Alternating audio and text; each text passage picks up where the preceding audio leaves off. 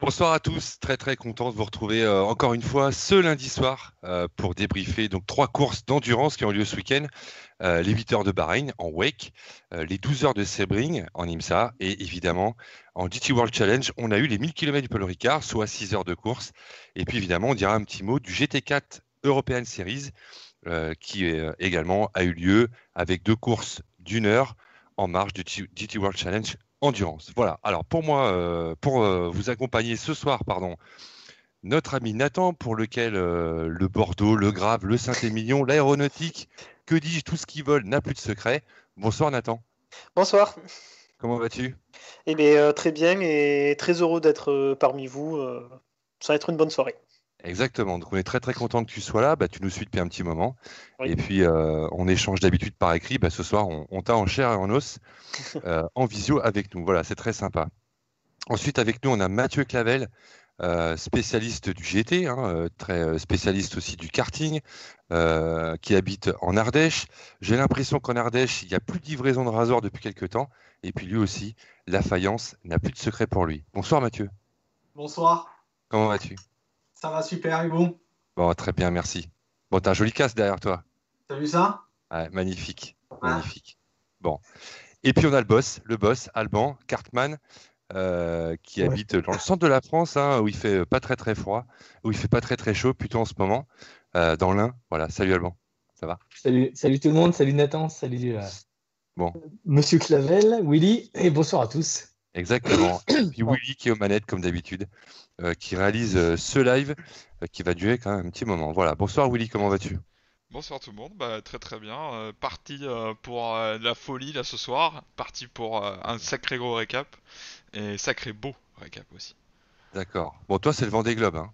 Ah ouais, moi c'est l'endurance mais version voile. Version voile, les fins des mers, exactement.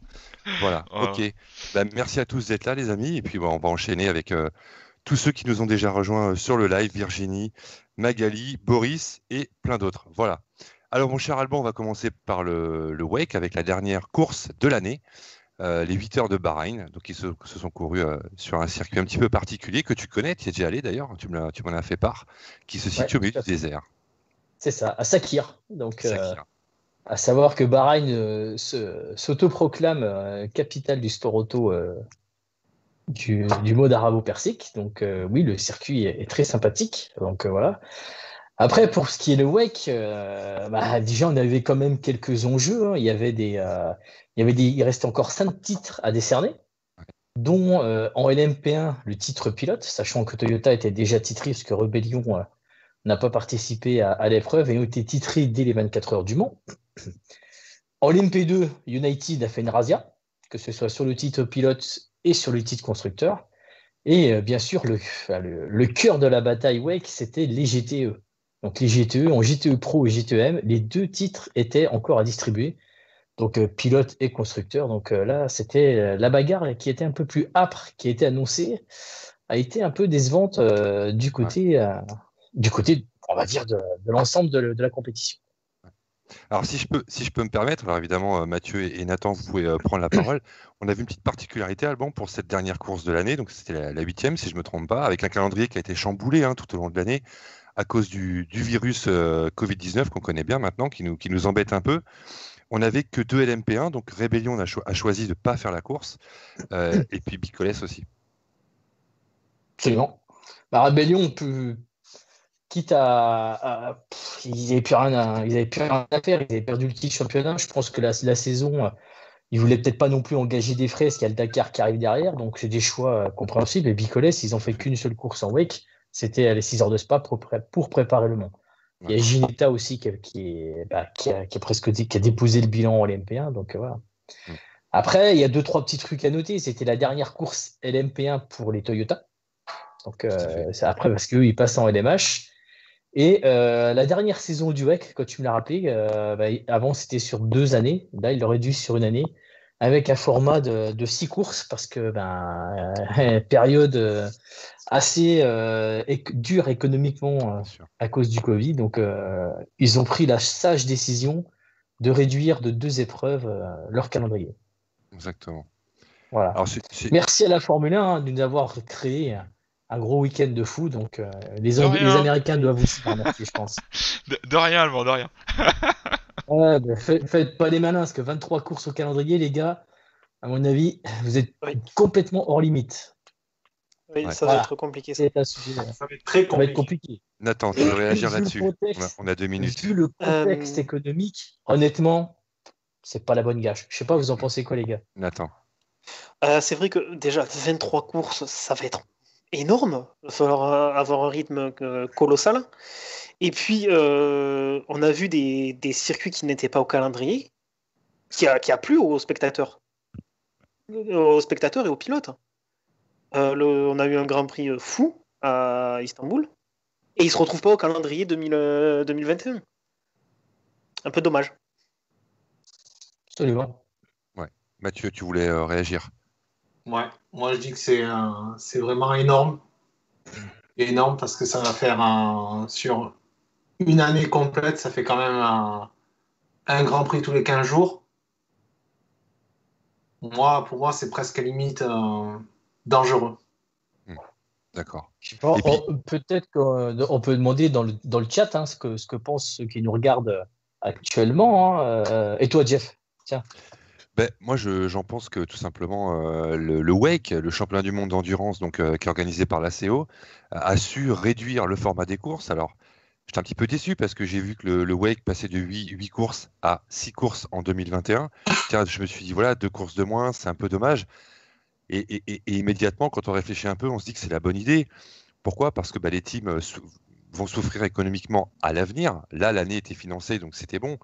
Mais à l'avenir, ça va être compliqué. Même les grandes marques vont devoir se réorganiser sur le plan financier, des équipes, des mécaniciens, voyager aussi, voyager avec les contraintes actuelles liées au virus qui vont être très très longues. Il y en a pour à peu près 2-3 ans. Il faut quand même savoir que revenir à la normale en termes d'aviation civile, il va falloir au moins attendre 2023. Donc ce sont des choses compliquées. Les teams, c'est très handicapant pour eux, par exemple. Donc voilà ce que j'en pense. Et puis comme le disait Alban, et il a fait un très très bon post là-dessus, la F1, donc Liberty Media, s'impose. Et comme Bahreïn ce week-end, il nous impose toutes les courses en même temps parce qu'ils se sont imposés et qu'on a du WEC, du GT, World Challenge et j'en passe. On a de l'IMSA en même temps. Voilà, donc c'est un petit peu compliqué. Alors évidemment, on n'a rien contre la F1, c'est un championnat qu'on suit et qui malheureusement ne s'est pas évolué pour l'instant. J'espère qu'il ira vers des jours meilleurs. Mais en tout cas, voilà, c'est un petit peu dommage. Et c'est sûr que 23 courses en 2021 pour ce qui est de la Formule 1, ça me paraît très très ambitieux. Alors évidemment, il a écrit le mot provisoire sur ce calendrier 2021 de F1.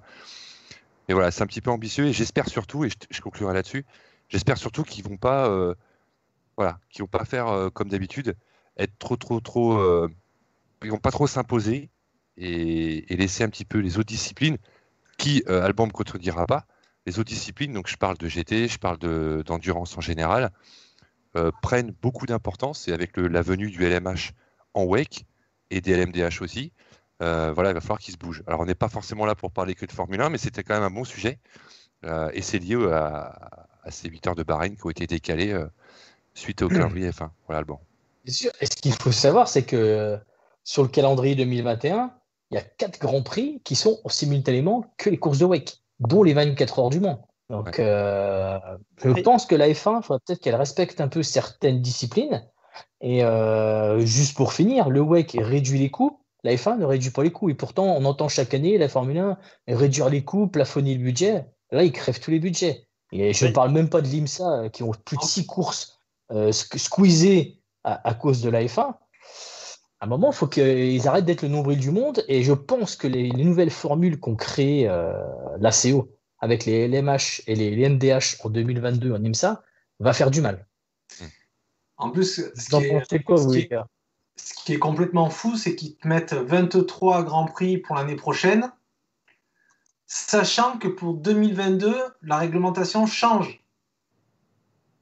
Donc, ils te mettent 23 Grands Prix, plus à côté, il va falloir développer la voiture pour l'année 2022. Ça va être... En vrai, j'ai envie de te dire, la voiture 2022, elle est déjà développée. Elle est déjà faite, oui.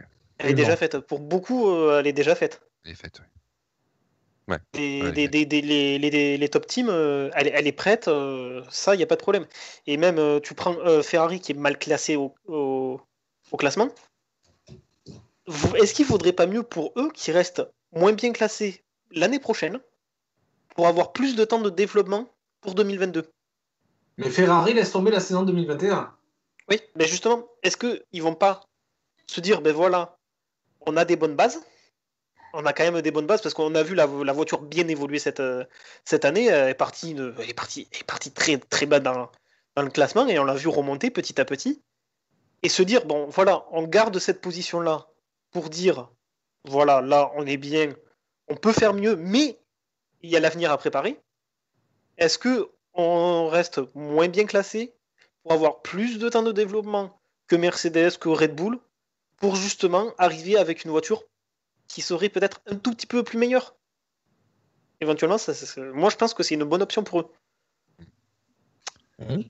Ça marche, Nathan. Et ce qu'il faut savoir, c'est qu'en F1, on n'a pas de nouvelle équipe qui arrive. Hein. On fait toujours les mêmes courses avec les mêmes monoplaces, sachant qu'en WEC, avec les nouvelles arrivées, les nouvelles réglementations et les matchs, il y a des gros constructeurs qui vont arriver, et les gros constructeurs, ils vont peut-être pas jouer dans la même cour que joue la F1 actuellement. Allez, stop. On arrête de parler de F1, mais c'est quand même un sujet épineux qui tient à cœur pas mal de personnes. Et surtout, il y a quand même une nouvelle équipe qui apparaît l'année prochaine. En F1 ? Oui. Aston Martin. Mais il change la peinture. Il change la peinture et entre guillemets. Ouais, t'as pas tout à fait tort, Mathieu. Effectivement. Enfin, c'est une progression, on va dire, un changement de propriétaire et de sponsor titre notamment. Voilà. On revient sur l'LMP2, Alban. On a parlé de l'LMP1. Donc, il n'y a pas eu match entre la 7 et la 8. Hein. Oui, voilà, en plus, ils ont dominé. Ouais. On a vu qu'au bout de c'était quoi, 24 minutes, ils prenaient déjà un tour à la concurrence. Donc, c'était quand même assez impressionnant. Ils étaient tout seuls. Même s'ils sont tout seuls, ils ne nous ont pas offert le spectacle tant entendu. On aurait pu avoir une bagarre un petit peu plus fratricide, hein, à moins que les dés étaient déjà pipés en interne. Donc, voilà. C'est clair que ce qui nous a régalé ce week-end en WEC, c'est la bagarre en LMP2. Voilà. Là, on a eu 3 teams. Je peux pas dire 4 parce que le 4e, je voulais mettre Alpine, mais Alpine, ils ont toujours été en déca des espérances qu'ils se sont données et que nous aussi, je les voyais sous le podium. Et du coup, ce que j'ai apprécié en LMP2, c'est surtout que United a dominé au début, ils sont partis à la faute, et depuis cette partie de faute, c'était à peu près fin de course, mi-course et fin de course, ils ont eu quelques boulettes. D'ailleurs, il y a eu un petit tampon dans les stands, hein, ils ont pris une pénalité pour ça. On a vu Jota qui commençait déjà à les chatouiller aux 24 heures du Mans, hein, dans les derniers tours du Mans, qui commençait à revenir dessus, et surtout, on a eu la surprise de Jackie Chan, avec un Gabriel Oubry d'anthologie. Des soirs de grands galas terrible, un dépassement d'anthologie sur D'Acosta qui est le champion en titre de Formule E. Là, il nous a régalé ce dépassement. Pour moi, c'est le dépassement de l'année. Ouais. Il un trou de souris, il y va, il place une attaque imparable. Voilà. C'est-à-dire qu'il y a les deux LMP2, enfin il est derrière la LMP2 du Jota. C'est ça, du Jota. Et puis il y a une Ferrari, je crois, qui se trimballe là, il y a un retardataire. C'est il y avait la Ferrari, la Porsche. Ferrari, et du coup, pousse-toi de là que je m'y mette. Et du coup, ça faisait un bout de temps qu'il le chatouillait, il n'arrivait pas à trouver l'ouverture. Et on a vu qu'une fois qu'il a trouvé l'ouverture, il a pris la poudre d'escampette et voilà quoi. Vraiment belle course. Hein. J'aurais bien aimé l'avoir au Mans avant qu'il connaisse ces petits problèmes électriques. Ça aurait pu être sympathique. Bon, United était quand même au-dessus du lot toute cette saison. Hein. C'est quand même impressionnant. Je crois que United, c'est 10 victoires, 16 podiums et 13 pôles en 16 courses. Hein. Et pas que en WEC, en ELMS. ELMS, ils raflent tout. Quoi. Ouais. Et sachant que l'an prochain, ils reviennent en GT. Normalement, ils reviennent en GT, ouais. C'est officiel en GT4 avec McLaren. McLaren qui va revenir fort en GT. Hein. Ouais. On en reparlera dans d'autres lives, mais ouais, tu as raison, attends. McLaren en GT4 ? Avec avec la 720S notamment. Euh, Quelques équipes qui vont G- arriver, ça va être pas mal. GT4, c'est la 570 S. Exactement. Mais en GT3, ouais, t'as raison, Ça m'envoie ça une sera la liste. 720S. Ouais, c'est pas mal. Bah, ils Et sont il champions y a en Zach, GT Open, hein, entre autres. tout à fait. Et il y a Zach Brown qui est intéressé aussi pour le LMH. Ça pourrait être sympa de voir aussi une McLaren en hypercar. Et d'ailleurs, je ne sais pas si ça, vous avez vu l'information passer. Il y a, je crois que c'était en début d'année, il y a une McLaren 720S GT3 qui a roulé à Monza. En Le Mans Cup, ouais. Mais non, elle a roulé en essai privé. D'accord. Mais elle avait un drôle de bruit pour une 720S GT3. Parce qu'il y avait le Le Mans Cup à Monza, tu avais une McLaren qui a roulé et elle a fait directement 3e. Mm. Donc c'est Et, clair. Ça peut être sympa. mais là, par rapport au LM, je suis perdu avec les nouveaux noms. Alors la LMH, c'est pour l'Europe, c'est Le Mans Hypercar. Voilà. Et la LMDH, c'est Le Mans Daytona Daytona. Hypercar. Le Ouais. D pour Daytona, pour les Ouais. US. Donc, McLaren qui est intéressé par cette nouvelle réglementation. Cette McLaren qui roulait, elle avait un son qui n'était pas celui de leur GT3 et elle allait bien plus vite. Est-ce que c'était pas un mulet avec un moteur qui allait peut-être aller au WEC, quoi?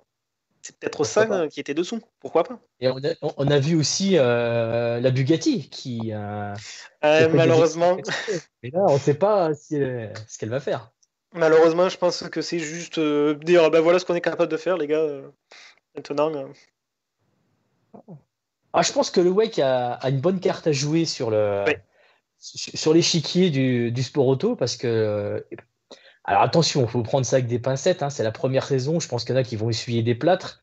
Ils ont baissé aussi les LMP2 en puissance, donc peut-être une petite peur que les LMP2 passent devant les LMH. Donc à voir, à suivre. Ouais.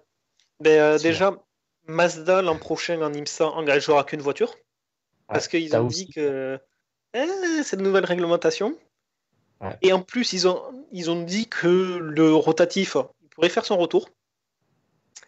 Donc, moi, je vois une voiture qui va succéder la 787B. Pourquoi pas? Ce qu'il faut savoir, c'est qu'en IMSA, ils vont avoir le moteur commun en hybride. Mm. Que nous, en Europe, on n'aura pas. Peugeot, Toyota vont pouvoir faire leur propre moteur. Et donc, du coup, baisser encore plus les coûts en IMSA.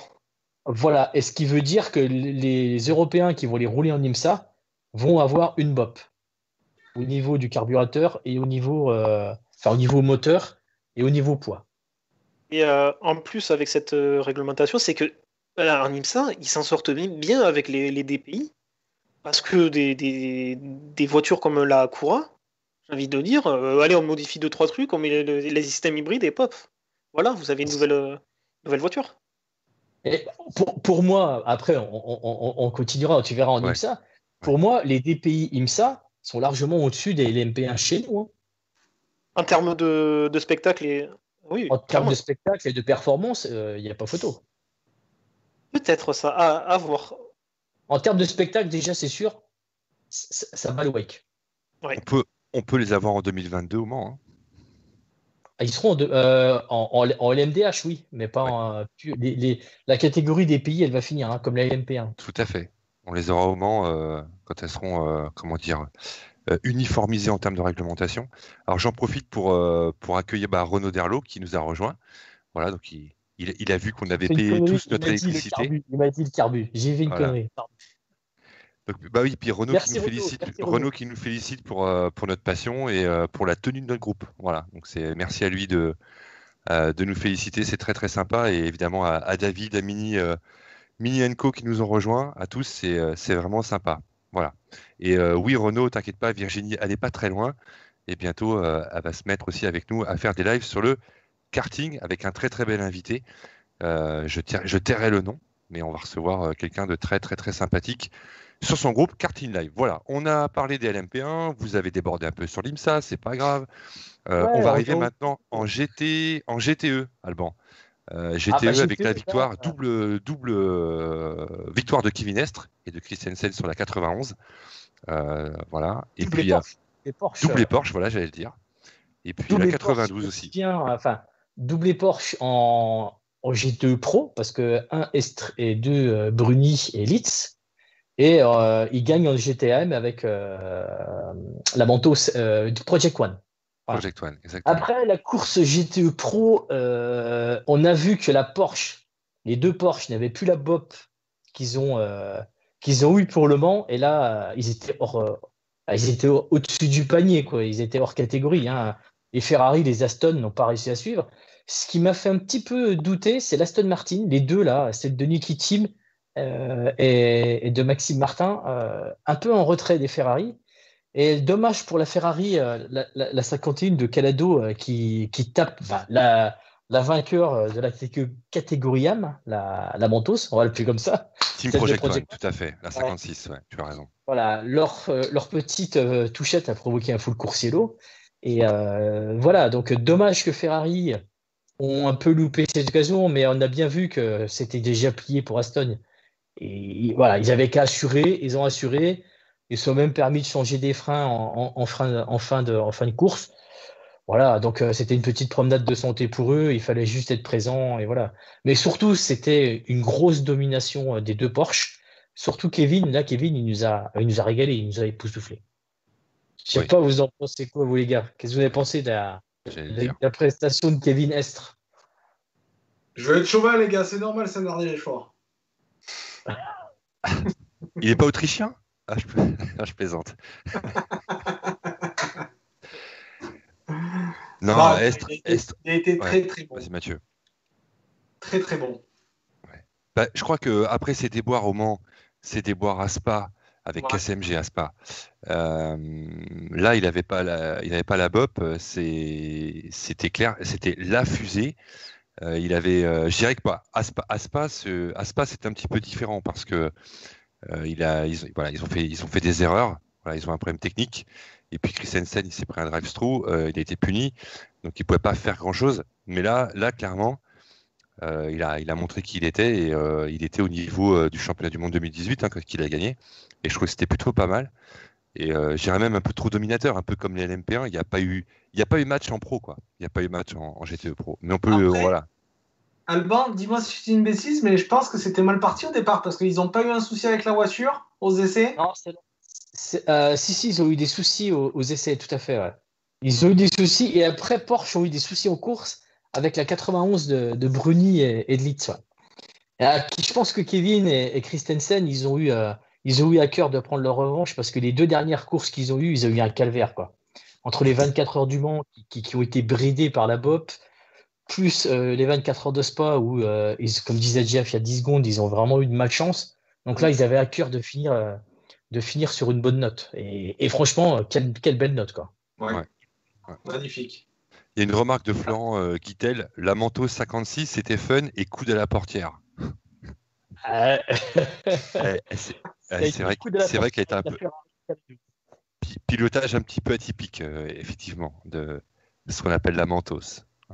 Voilà. Bon, après, attention, la moto, c'est une catégorie GTEM. C'est là qu'il y a les amateurs. Bien sûr. On ne peut pas les blâmer parce qu'ils ont le mérite d'être là. Et franchement, il faut leur tirer notre chapeau parce qu'ils sont mélangés avec des pros. Il faut rester dans le timing des pros.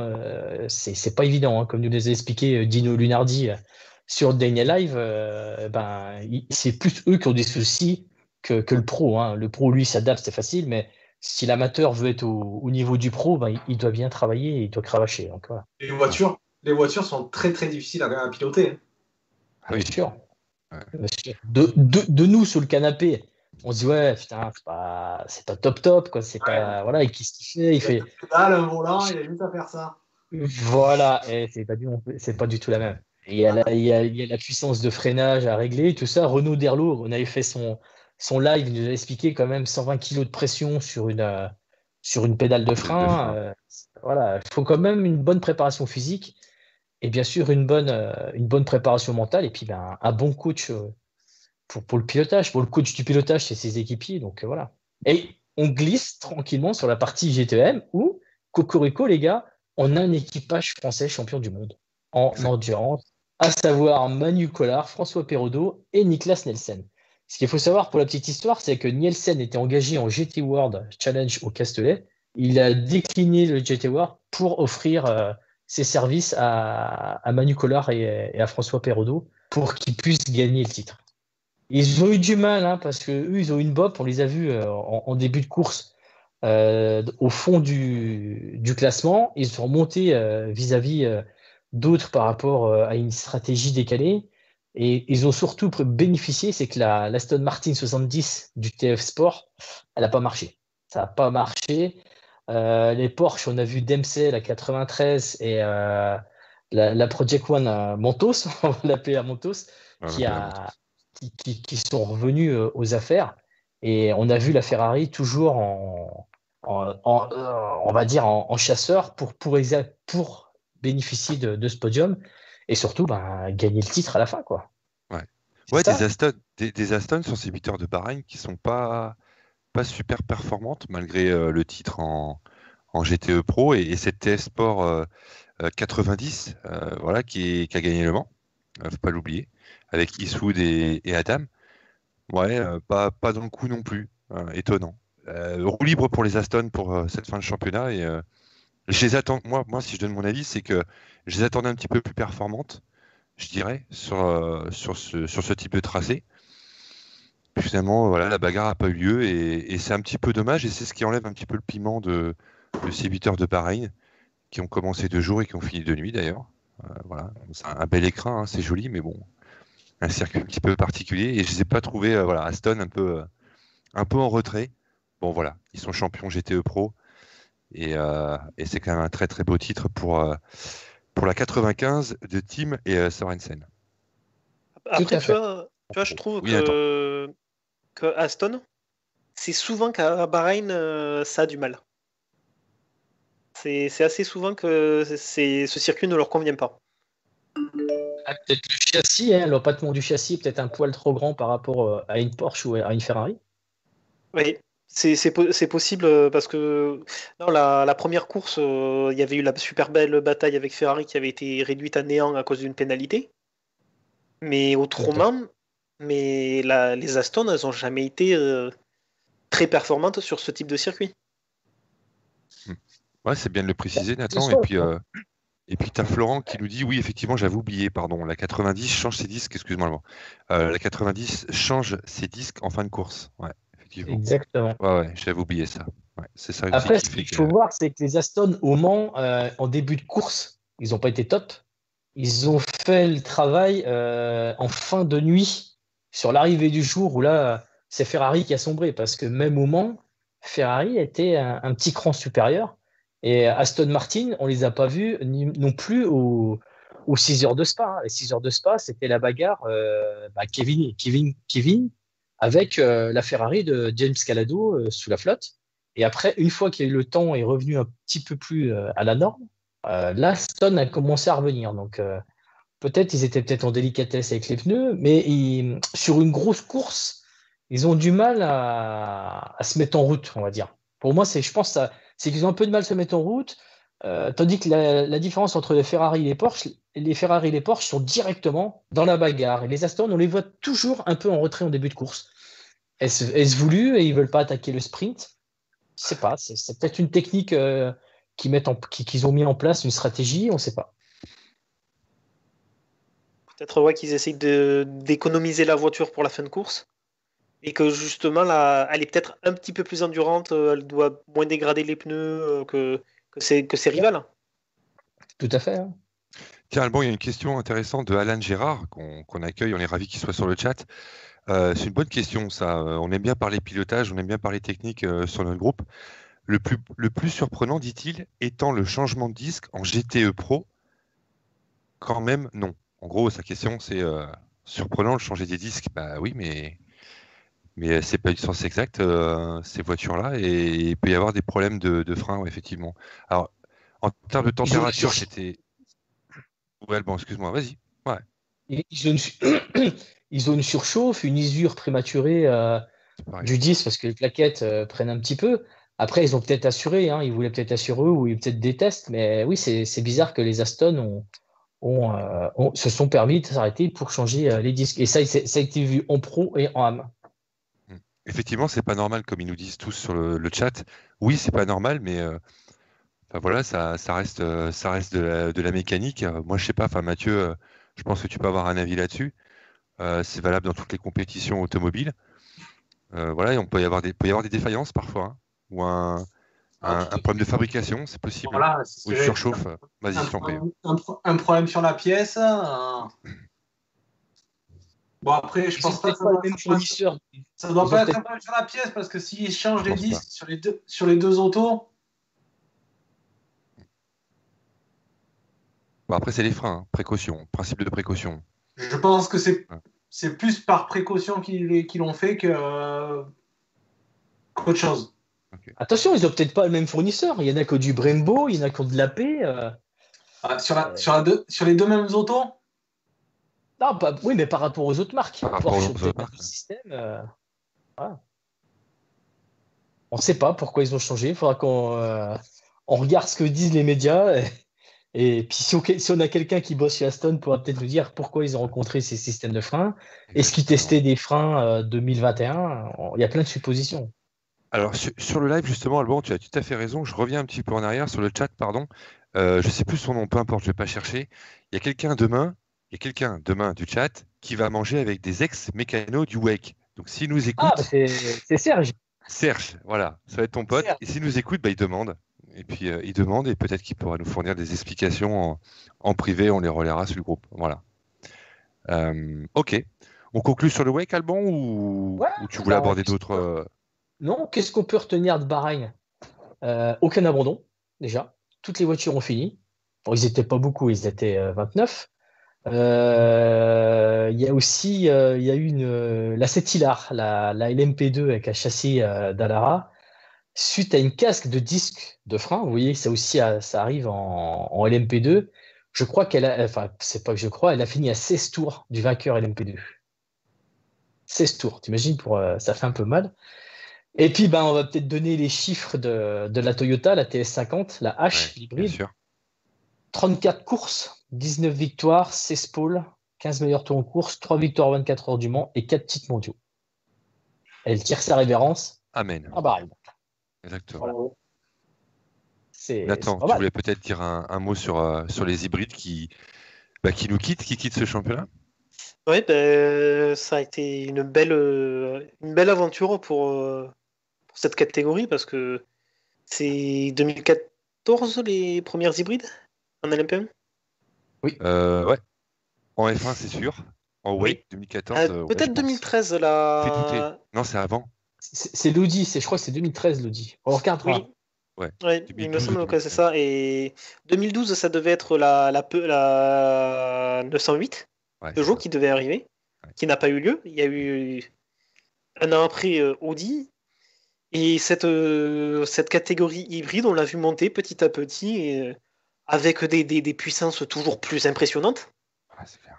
Parce Mm. que de mémoire, les Porsche, elles arrivaient à 8 mégajoules électriques. Tu prends une décharge, tu dois faire un sacré bond. Hein. Bah, t'es Pour- mal, je pense. Ouais, Mais je crois qu'il y avait tout un protocole de sécurité au cas où il y a un tout à faux fait. contact Tout à à C'est fait. ce ça, moment-là. pour les stands, ils avaient mis des trucs antistatiques et tout ce qui allait avec. Ouais, même une prise de terre De masse. sur la voie, ouais, une masse. Masse. Parce qu'autrement, Ouais. si tu te prends une châtaigne, Ah bah, je vais au cimetière. c'est possible Enfin, ça. normalement. Si tout Ouais, va mal, oui.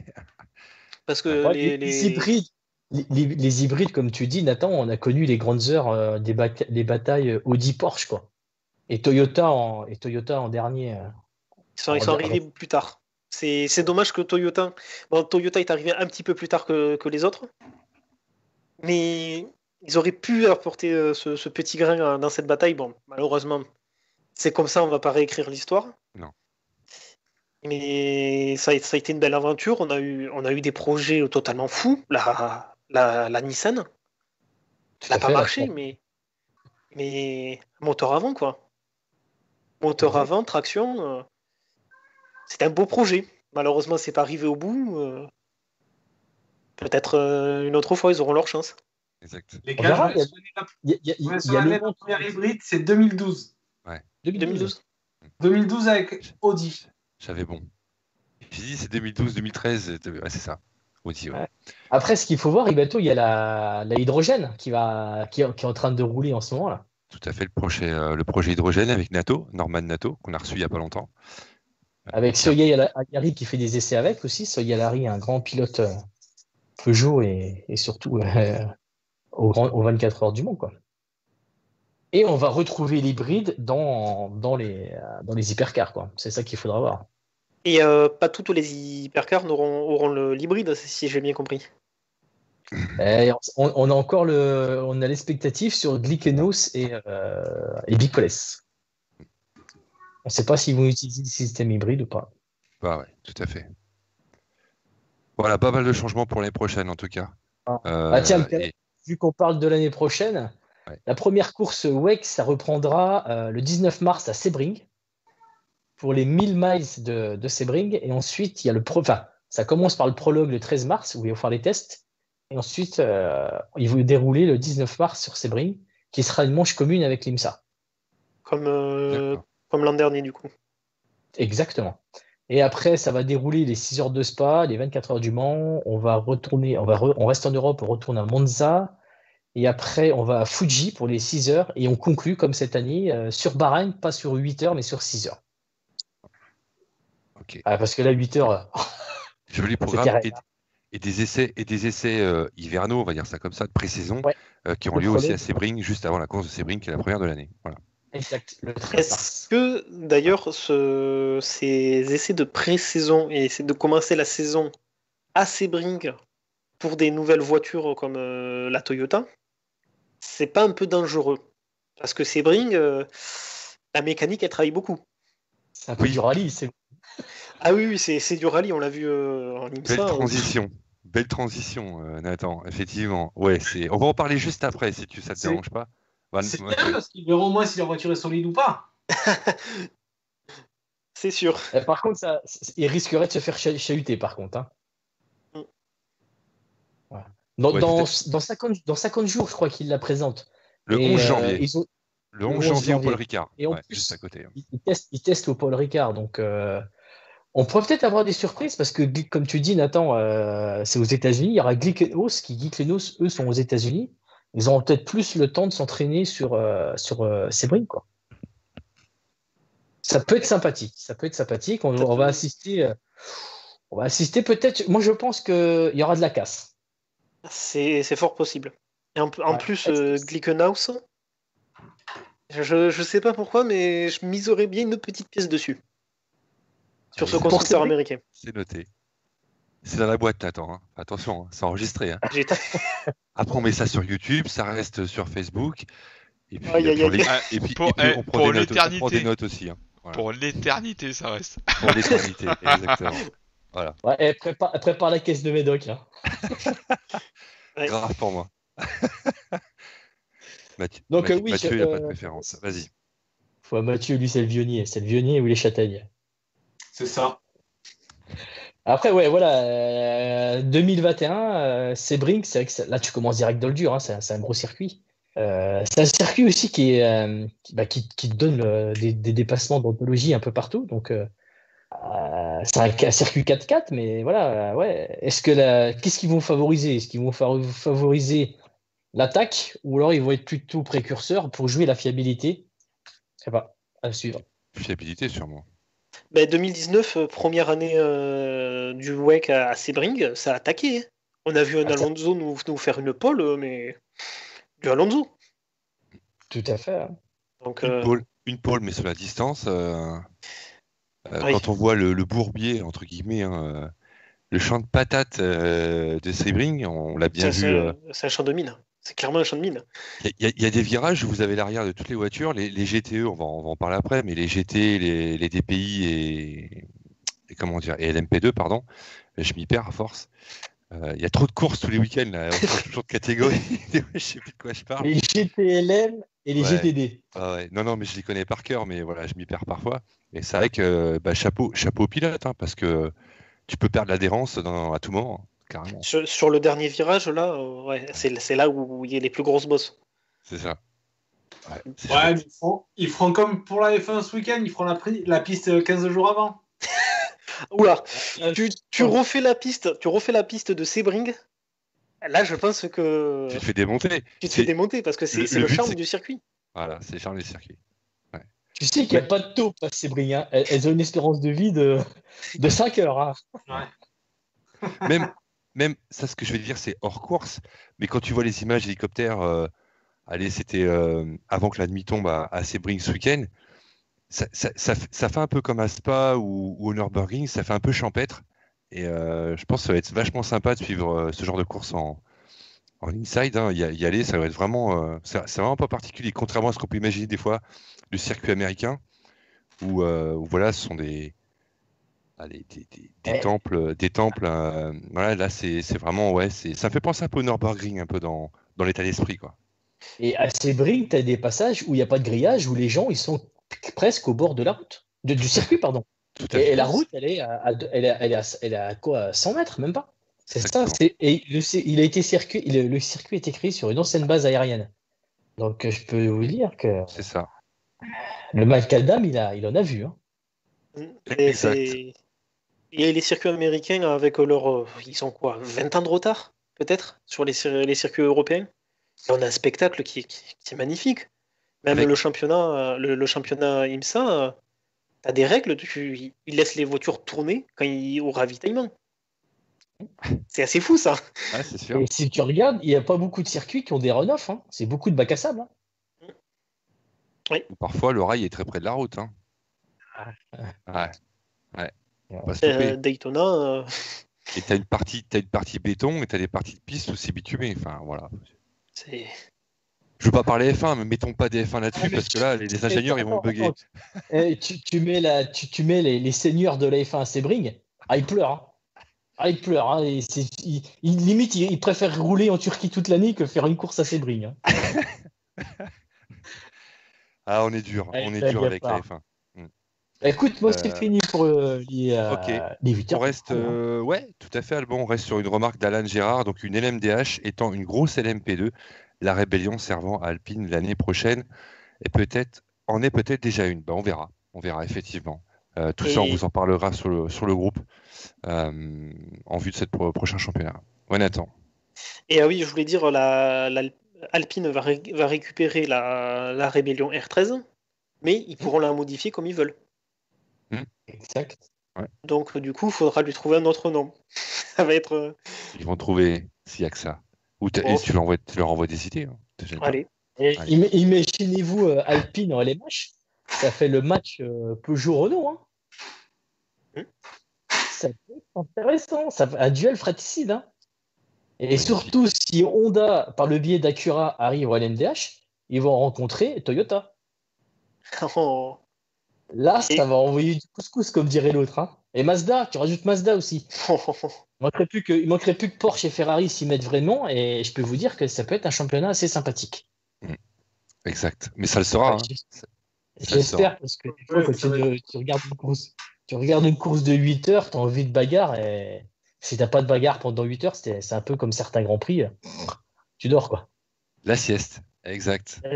La sieste dominicale, sauf que là, ça sera le samedi. On parlait justement d'IMSA, les enfants. On va continuer sur les 12 heures de Sebring, justement. On a parlé déjà un petit peu en concluant sur le Wake. Donc 4 catégories, DPI, LMP2, je rappelle, GTLM et GTD. Alban, alors voilà, qu'est-ce que tu retiens on va pas forcément trop s'étendre parce qu'on a déjà parlé un petit peu, mais qu'est-ce que tu retiens de cette course de Sebring, justement de ces 12 heures voilà, sur ce champ de mine, on va dire, américain. Qu'est-ce qu'on peut retenir? Ce qu'il faut savoir, c'est que le titre en DPI, ce qui correspond à la LMP1 de chez nous, tu avais encore 3 teams qui pouvaient gagner. Et on a vu que Acura ont été sacrés pour 1 point. Donc là, et on aurait pu voir nos Français s'imposer. Hein. Olivier Plat, dans la 55, sur une Mazda, il aurait pu gagner, sauf qu'il a crevé. Et non, c'est la 77. Ouais, c'est la 77, Olivier Plat. Que je me plante pas. Ouais, tout à fait. C'est la blanche? Ouais, c'est la blanche, c'est la 77. Ouais, 77. ils étaient en tête et ils crèvent quand même à 30 minutes de la fin. Donc là aussi, il y a une grosse frustration. On a eu aussi Pagenaud qui fait le podium avec la Coura. Et surtout, on aurait pu avoir une victoire surprise de la Cadillac avec le trio francophone, français, pas francophone, Bourdet, Vautier et Loïc Duval. D'ailleurs, il y aura une petite annonce à vous faire. On aura bientôt Tristan Vautier en live chez nous. Exactement. Le 2 décembre, je crois. Exactement. Et on Mercredi est 2 aussi sur les tablettes pour avoir Olivier Plat. C'est beau ça. Voilà. Donc là, on va se régaler, on va parler IMSA. Donc, et bien sûr, dans la catégorie reine, la DPI, ça a frotté. Ça a pas mal frotté. On a vu une Pipo Derani qui en a envoyé 2-3 un petit peu frottés sur le bac à sable. Ça a bien tapé aussi. Et quand je disais tout à l'heure, Vautier, Duval et Bourdet, ils auraient pu gagner parce que leur capot, il s'est levé à 50 minutes de la fin, il me semble. Et ils ont perdu 3 minutes pour le refixer, donc du coup, c'était fini pour eux. Et l'MP2, à part Mathiasen qui gagne, il n'y a pas grand monde, Inter-Europol, donc eux, ils avaient déjà le titre. Et GTLM, Porsche, tu vas me dire, Nathan, si je me trompe, ils ont réalisé le triplé depuis 2018, 2019, 2020, ils ont gagné les 12 heures de Sebring, si je me trompe. Je crois bien que c'est ça. Et victoire de Fred. Il me semble bien qu'ils ont fait le triplé Porsche sur Sebring. Ils étaient imbattables. Ouais, il me semble aussi. L'an dernier, oui, c'est sûr qu'ils ont gagné. Mais ouais, il y a 2 ans, je sais pas. Ouais. Je sais plus. Il me semble. Je veux pas faire mon oiseau de mauvaise augure, mais je crois que c'est ça. Et ce qu'il faut savoir aussi, c'est que la GTLM, c'était Corvette qui ont été titrés lors de la dernière course à Laguna Seca.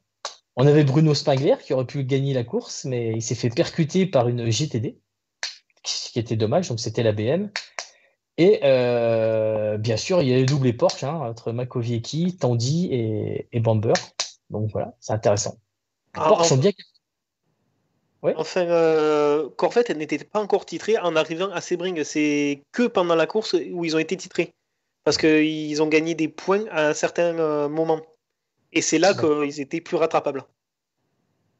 Il me semblait qu'ils avaient gagné, ou alors c'est les pilotes qui ont gagné à Sebring. C'est les pilotes. C'est les pilotes. Antonio Garcia, un pilote européen, espagnol d'ailleurs. Et on en était où sur les GTLM? Ah si, en GTLM, on a eu 2 retours d'anciens 24 heures du Mans.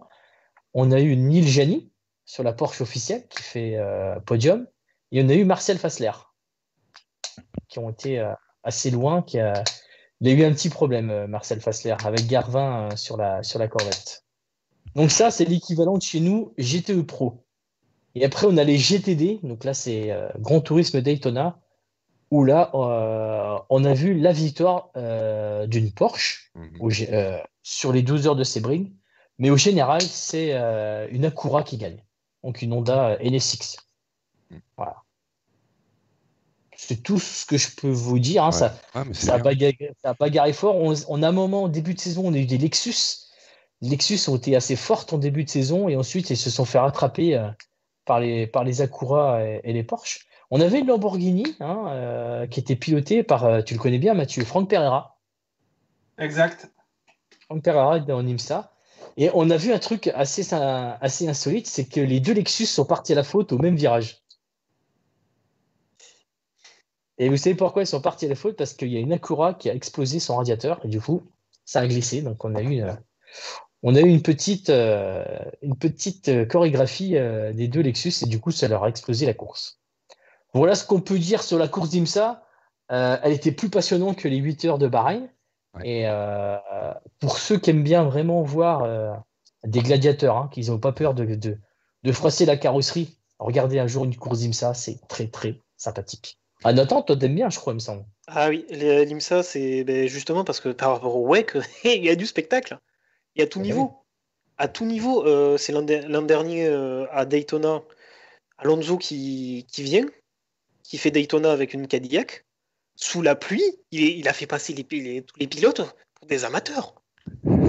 sous la pluie, mais il était là, bon oui, bah, ça se pilote, hein.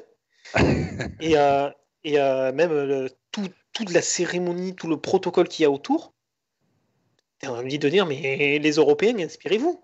Parce que pour Daytona, par exemple, les spectateurs viennent signer la ligne de départ. Ouais, c'est spectacle. Hein. C'est spectacle à fond, les Américains, ils sont super pour ça. C'est vrai que c'est ce qui manque un petit peu en championnat du monde d'endurance. Un petit peu plus de. Quand tu vois la course IMSA ce week-end et quand tu regardes Bahreïn, alors Bahreïn évidemment c'était à huis clos. À Sebring il y avait un peu plus de monde. Hein. On apercevait quelques spectateurs en bord de piste. Je pense qu'ils avaient une jauge qui n'était pas bien énorme à cause du Covid. Mais Bahreïn ça faisait très lisse. Hein. Les voitures étaient belles, le circuit en plein milieu du désert, zéro spectateur. On se demande même si dans les stands il y avait grand monde aussi. Et là, Sebring, voilà, un petit peu plus. Les pilotes sont très proches. Je crois même que quand il n'y a pas avant la période de crise sanitaire, je crois que les pilotes sont même accessibles oui, accessibles du public assez facilement. Mais cette année, c'est Jordan Taylor qui est le Niki Team américain. Faut l'avouer qu'il a toujours un mot pour rigoler. Il est sorti de l'enceinte du paddock pour aller voir les fans, mais avec une combinaison intégrale pour se protéger du Covid. Ouais, c'est chouette ça. Pour mettre un petit peu d'ambiance. Confirmé, hein. 3 victoires Porsche à Sebring. Ouais. Pas mal quand même. Sympa. Oui. Et aussi, on a vu. Ouais, excuse-moi, Nathan. Vas-y, Nathan. On a vu aussi des pizzas cuites sur jante de Lamborghini. Oui, c'est Lamborghini. J'ai pas vu ça. Ben, en fait, il y a une Lamborghini, il me semble que c'est la Magus Grasse Racing Team, qui est sortie et qui a accroché un panneau publicitaire d'une marque de pizza. Et justement, pour faire la blague, les mécanos ont acheté des pizzas de la marque en question et ils les ont exposées sur les jantes de la voiture. Okay. Je lis la photo, je la posterai sur le groupe demain. Ah ouais. Et c'est quelque chose, je pense qu'en WEC, on ne le verrait pas. Même en F1, c'est des choses qu'on ne verrait pas, ça. Non. Ah, c'est plus détendu. C'est plus détendu. Ouais. C'est plus détendu, c'est pas la même mentalité. Et ensuite, ce qu'il faut signaler, c'est que en IMSA, c'était le retrait officiel de Porsche. Oui. Donc c'est fini, l'équipe officielle Porsche ne sera plus en IMSA, ce qui nous laisse à supposer que Porsche va plus se concentrer sur un projet européen. Allez, si vous lit entre les lignes, on pourrait peut-être les voir en LMH. Ils vont faire une coupe budgétaire américaine pour alimenter la superbe 920 qu'on a vu dévoiler sur photo. Donc là, est-ce que c'est celle-ci qui va faire le WEC ou la 919 ? On verra.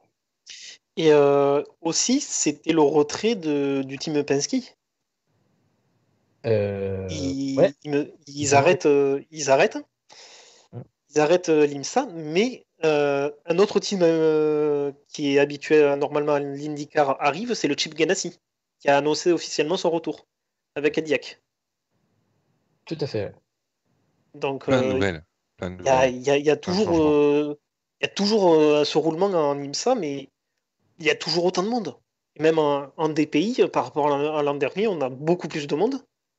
Ça donne un championnat qui est juste magnifique. Tiens, en parlant de ça, ils ont 13 courses. Tiens, j'ai le calendrier 2021. Ils ont 13 courses sur l'année. Hein. C'est une course par mois. Hein. Pratiquement plus d'une course par mois en IMSA. Il y a juste 2 courses où ils vont juste rouler en GT, GTLM, GTD, GTLM, où les protos ne seront pas admis. Et autrement, il y a 11 courses avec les protos. Et c'est intéressant. Et ils commencent par la traditionnelle 24 heures Rolex à Daytona, justement. Ils vont commencer par les 24 heures de Daytona. Ensuite, les 12 heures de Sebring. Voilà. Tu fais un début de saison comme ça, mais... Magnifique. Long Beach, Laguna Seca, Mid-Ohio, Détroit, Waltis Glen,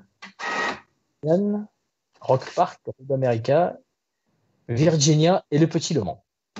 Voilà. Et on a fini la partie IMSA. Yes, avec quelques commentaires justement. Donc, victoire Porsche en GTD aussi, nous dit Florent, pas de souci, on en a parlé. Les Américains ont le sens du spectacle, ce sont de grands enfants, effectivement. Mais c'est le côté sympa qu'on peut aimer parfois, qui peut être un peu à l'extrême dans d'autres compétitions telles que le basket ou le football américain. Mais en tout cas, ça apporte un vent de fraîcheur. Et moi, pour conclure sur l'IMSA, sans forcément parler de la course, on a un avantage qui est pas rien, c'est que contrairement au WEC ou à la F1, l'IMSA et le DT World Challenge sont gratuits. Alban, tu nous postes les liens du site internet de l'IMSA à chaque fois, tous les week-ends où il y a course. Vous regardez la course en intégralité sans pub, c'est rare pour les Américains, directement sur le site de l'IMSA. Vous avez les 12 heures de Sebring sans interruption, avec aux commentaires deux accents bien américains. Hein. Il y a une femme aussi, alors je commence à m'y habituer, à comprendre ce qu'ils disent. Mais au début, il y a un petit temps d'adaptation. Alors ça va, la course, ça dure 12 heures, mais en tout cas, c'est gratuit. Voilà, c'est gratuit. Donc ceux qui veulent découvrir l'IMSA, n'hésitez pas. Et Alban nous met les liens à chaque course. Voilà, donc c'est assez simple. Et pour ceux qui ont raté les courses sont mises ensuite sur la chaîne YouTube de l'IMSA. Parfait. Ouais, Et aussi, pendant le live sur le site de l'IMSA, on peut accéder aux caméras de voitures qui... Pas toutes les voitures, mais il y en a quelques-unes. Généralement, il y a Porsche ou Corvette. Il y a une Acura, peut-être. Une Cadillac. Et je crois que c'est tout. Ils ont un bon format, l'IMSA. Hein. Enfin, IMSA WeatherTech Sport Car. WeatherTech, c'est ça? Voilà, WeatherTech. WeatherTech. Il faut mettre la langue pour le TH entre les dents de devant. Parce que Mathieu, sinon, tu ça peux marche nous le pas, faire, hein. WeatherTech? WeatherTech. Ah, bien. Willy? Ah, WeatherTech. C'est il bien. faut... Ah bah ouais, bah oui. Voilà, ça marche. Bon, merci messieurs merci pour tous ces remarques sur le WEC, sur l'IMSA. Il nous reste deux championnats à couvrir. On est à 1 heure de live pile. Voilà, donc, c'est sûr que 4 courses à débriefer, il faut à peu près 2 heures, un petit peu moins. On va enchaîner sur le GT World Challenge après, donc, le WEC et l'IMSA. Donc le GT World Challenge, donc endurance, puisque le sprint s'est terminé. Les titres ont été attribués il y a quelques semaines maintenant, il y a un mois à peu près. Donc on fera un débrief WEC, on fera un débrief IMSA, on fera un débrief GT World Challenge sprint et endurance. Normalement c'est prévu comme ça. Et puis voilà, ces 3 grandes compétitions qui ont été relayées par notre groupe tout au long de cette année, ces derniers mois, puisque les courses ont été très très resserrées. Voilà, donc on enchaîne sur la dernière course. Donc Nathan, qu'on a suivi aussi avec Mathieu aussi, le GT World Challenge Endurance, qui était la dernière manche des 4 courses qui ont lieu cette année en Endurance Cup. Donc après Imola, Nürburgring et les 24 heures de Spa. Donc Spa compte aussi pour l'Intercontinental GT, pour ceux qui arrivent à suivre. Voilà. Et donc on a eu une course donc des 1000 km au Paul Ricard avec des conditions climatiques correctes, un temps plutôt couvert, parfois pluvieux pendant la course. Voilà, peu de vent, donc ça a été à peu près. Donc 4 catégories, Pro, Pro-Am, Silver et Am. Voilà, donc un départ qui a été donné hier à 11h45. On a eu un record, hein, on en parlera tout à l'heure, sur ces 1000 km, puisqu'il n'y a eu qu'un seul full coursiello, donc ce qui est peu. Donc peu de full coursiello d'ailleurs, hein, ce week-end en course globalement. Donc malgré la fatigue des pilotes et des écuries, on a quand même des teams qui tiennent leur rang et qui vont au bout des choses. Voilà. Alors, première chose, Nathan, qui nous a interpellé, c'est on va faire les choses dans l'ordre. Avant de donner quelques points heure par heure, une qualification un peu inattendue. Donc c'est au meilleur, c'est la moyenne des temps des 3 pilotes, puisque chaque équipage ont 3 pilotes.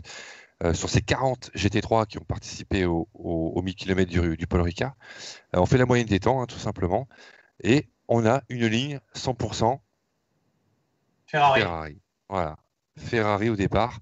Donc la 72 du SMP Racing, donc l'équipe russe, pardon, qui est largement soutenue par AF Corse, et la 51 AF Corse en première ligne. Donc c'est plutôt pas mal pour Ferrari lors de ces qualifications, Nathan. Oui, Ferrari qui est malchanceux sur ce circuit. Ils ont jamais gagné, ils ont toujours eu la poisse. Sur le Paul Ricard, ils ont toujours eu la poisse. Ils ont souvent été deuxième ou sur le podium. Et là, enfin, ça match. Ouais. Cette 488 qui mine de rien, commence à être la plus vieille GT3 du plateau. Ouais. Elle marche toujours aussi bien. Et ce coup-ci, ben, on en parlera plus tard, mais la stratégie de fin de course qui a été Oui, un coup de on va pas gâcher paupière. la fête. Voilà, Ouais, on n'en dit pas plus, on n'en dit pas trop voilà, parce que. on garde ça pour la fin, meilleur pour la fin justement, ça tombe bien. C'est le cas de le dire. Ouais, tu as tout à fait raison. Alors moi, ce que je me suis dit, c'est que peut-être que par rapport à ce qu'on a vu à Spa notamment, alors certes c'est une course beaucoup plus longue, mais je me suis dit, est-ce que ça va pas être un pchit, comme on dit vulgairement, et puis on verra que pas tout à fait, et ça s'est plutôt bien passé. Alors, pour faire court, on a eu un départ, comme d'habitude, avec une meute de 40 GT3, et c'est ce qu'on aime, un peu comme on aime ça. Donc, qui jette dans la bataille, et même s'il y a 1000 km à parcourir, on constate rapidement que ça va être un sprint encore de 6 heures. Tout à fait. Et en plus, il y a un autre record qui a été battu sur ces 1000 km. Tu nous gardes ça pour la fin. Je Parce garde que ça j'essaie pour de la- noter en conclusion. Que je te demanderai, puis on verra si on a les mêmes. Voilà, tout à fait. Ok, ça marche. Donc après une heure de course, on a les Ferrari justement, ces deux Ferrari 51 et 72 qui reculent, qui perdent du rythme assez vite. Et on a l'Audi n'importe quoi, la Lamborghini 163 de l'Émile Frères Racing qui mène la course devant la Temto Audi 66. Et puis on a en embuscade donc les Ferrari qui étaient en première ligne. Et puis derrière, une GPX Racing, donc une Porsche, la 12, qui a tendance à remonter petit à petit, P3, P4, puis P3. Donc là, on se dit que la course va être assez serrée entre 5 marques. Voilà. On se dit ça et on se dit, voilà, c'est plutôt bien parti. Et au bout d'une heure de course, donc du coup, on a la 66 au général, donc en pro, qui mène la course, la Audi, la Lexus, la 15 du Tech1 Racing en silver, qui est aux avant-postes, et puis la Pro-Am Ferrari Sky Tempesta et la 108 Bentley en AM. Voilà. L'heure 2, petit souci pour l'abandon, notamment l'abandon de Valentin Asclot sur la 159, donc du garage 59 chez Aston. Dommage pour lui parce qu'il avait de beaux espoirs en silver. C'est un peu dommage pour le garage 59. Voilà. Ensuite, on y continue. La 66 qui était donc est en tête. Et comme la drive-through, donc ça c'est la première, je dirais, allez, le premier coup de théâtre, on va dire. C'est un peu dommage pour eux, tout simplement parce que qu'est-ce qu'ils ont fait comme bêtise, je ne sais plus. C'est vitesse trop rapide, je crois, dans les stands, il me semble. Voilà. C'est arrivé souvent Ouais, pendant ouais, cette course. exactement. Et donc, on a un premier souci pour la Bentley, la 107. Problème de fiabilité, encore une fois, qui perd de l'huile sur la piste. Il reste 4 heures de course environ. Problème de fiabilité pour Bentley. Et puis un full course yellow. Le seul de la course, suite à la Bentley numéro 11 du team Parker Racing, qui était un petit peu en difficulté aussi. Voilà. Donc, voilà. Ouais, je t'en prie, Nathan. D'ailleurs, la Bentley du Team Parker, elle a pas pris le départ officiel. Tout à fait. Elle a déjà eu un problème sur la grille. Tout à fait. Et les Bentley, on sentait qu'elles étaient fatiguées. Sur ce dernier meeting, elles étaient fatiguées. Parce qu'elles elles ont été inexistantes. Alors que pourtant, c'est un circuit sur lequel ça match. La Bentley 108 du Team CMR avait des problèmes au niveau du moteur. Il perdait combien par rapport à la 108, ça perdait 1 à 2 dixièmes dans les lignes droites. Ouais. Donc un peu compliqué. Le moteur, c'était celui de Spa, qui a été révisé, mais bon, après avoir fait Spa, plus tous les préparatifs, plus une course de 6 heures derrière, on comprend que Ouais. vu en plus comment le calendrier s'est enchaîné très vite. Ça a été, tu as raison, et ça a été un peu le mal de Bentley cette année, c'était la fiabilité, clairement. On l'a vu sur plusieurs courses, notamment aussi à Indianapolis, hein, où ils n'ont pas eu de chance non plus avec Jules Oui. Gounon qui arrache l'arrière droit, je crois. Suspension, oui. Ouais, suspension, tout à fait, exactement. Voilà, et petit rectificatif, effectivement, la 66 a été pénalisée parce qu'elle a mangé le départ. Voilà. Et au départ aussi, il y a la 32, hein, l'Audi, qui a été l'Audi Attento, la 32 qui a été très, très, très bousculée, donc qui est partie même à la faute. Donc c'est un départ un petit peu, ouais. Il n'y a que ça à signaler pour le départ. Et la 66 qui vole le départ aussi. Tu voulais rajouter quelque chose pour ce début de course, Nathan, peut-être? Pas grand-chose. Comme d'habitude, le GT3, quand on donne un départ, c'est une meute de loups. Clairement, on leur dit vous foncez, vous foncez. Il y a qui est 3 heures, 6 heures, même 25 heures de course. Ils s'en foutent, ils s'en moquent, ils roulent. Et on leur dit c'est pas une course d'endurance, on a l'impression qu'il reste même pas 10 minutes de course. C'est ça. Alors que c'est ça vient juste de exactement ça. commencer. Ouais, Faut exact. se dire que les courses d'endurance ont disparu. Les mecs, Oui. maintenant, ils montent dans l'auto, c'est à fond, quoi. C'est ça. Même 24 heures. Hein. Ah, mais même sur 24 heures, les mecs, 24 heures. même pour 24 heures, ils montent dans la voiture, c'est au taquet. C'est Kevin Estre qui vous l'avait dit sur le live quand il est venu nous voir au printemps. Il a dit voilà, de toute façon, maintenant, l'endurance, ça n'existe plus. Alors, il faut tempérer un peu parce que il y a un peu plus de gestion, je pense, en WEC pour les mécaniques sur 24 heures qu'on ne voit pas forcément en GT. Voilà, parce que là, c'est exclusivement des GT, évidemment. Donc, on le voit moins de gestion en GT, mais en LMP1, voire LMP2, on peut voir un peu plus de gestion quand même. Faut pas exagérer. Je trouve. Hein. Je trouve qu'il y a une différence quand même là-dessus. Quand tu vois le départ des GT au WEC et le départ des GT au Paul Ricard, rien à voir. Hein. Au Paul Ricard, Après, c'était 40 fous. Après, je trouve quand même que entre l'endurance et le sprint sur le GT3, on voit quand même une petite différence. On voit que quand même en sprint dans les courbes, ils ont 1 heure de course, faut envoyer. Ça, il y a une petite différence sur ça. Après, y a le reste, non, faut dépasser. On dépasse. C'est pas grave si on arrache la portière de l'adversaire. Tant qu'on est devant, c'est principal. D'ailleurs, on reviendra en heure, je crois que c'est la cinquième heure, avec, je pense, le dépassement de l'année. On y reviendra tout à l'heure, entre Vanthoor et je crois que c'était Engel, exactement. Voilà. Alors, on arrive à peu près à la 3e heure, donc la mi-course. Hein, moi, je relève 2 choses à la mi-course. C'est la GPX Racing, la 12, qui prend la tête avec 12, voire jusqu'à 15 secondes d'avance. Donc, on se dit, on les reverra jamais. Et puis la catastrophe, on va dire, pour la 88 d'AKSP, donc la Mercedes de Raffaele Marcello, qui malheureusement a un problème avant avec le spoiler qui traîne par terre. Et ça cause des problèmes tout simplement de sécurité, technique, et puis sa roue avant gauche qui souffre énormément, et il perd beaucoup de temps.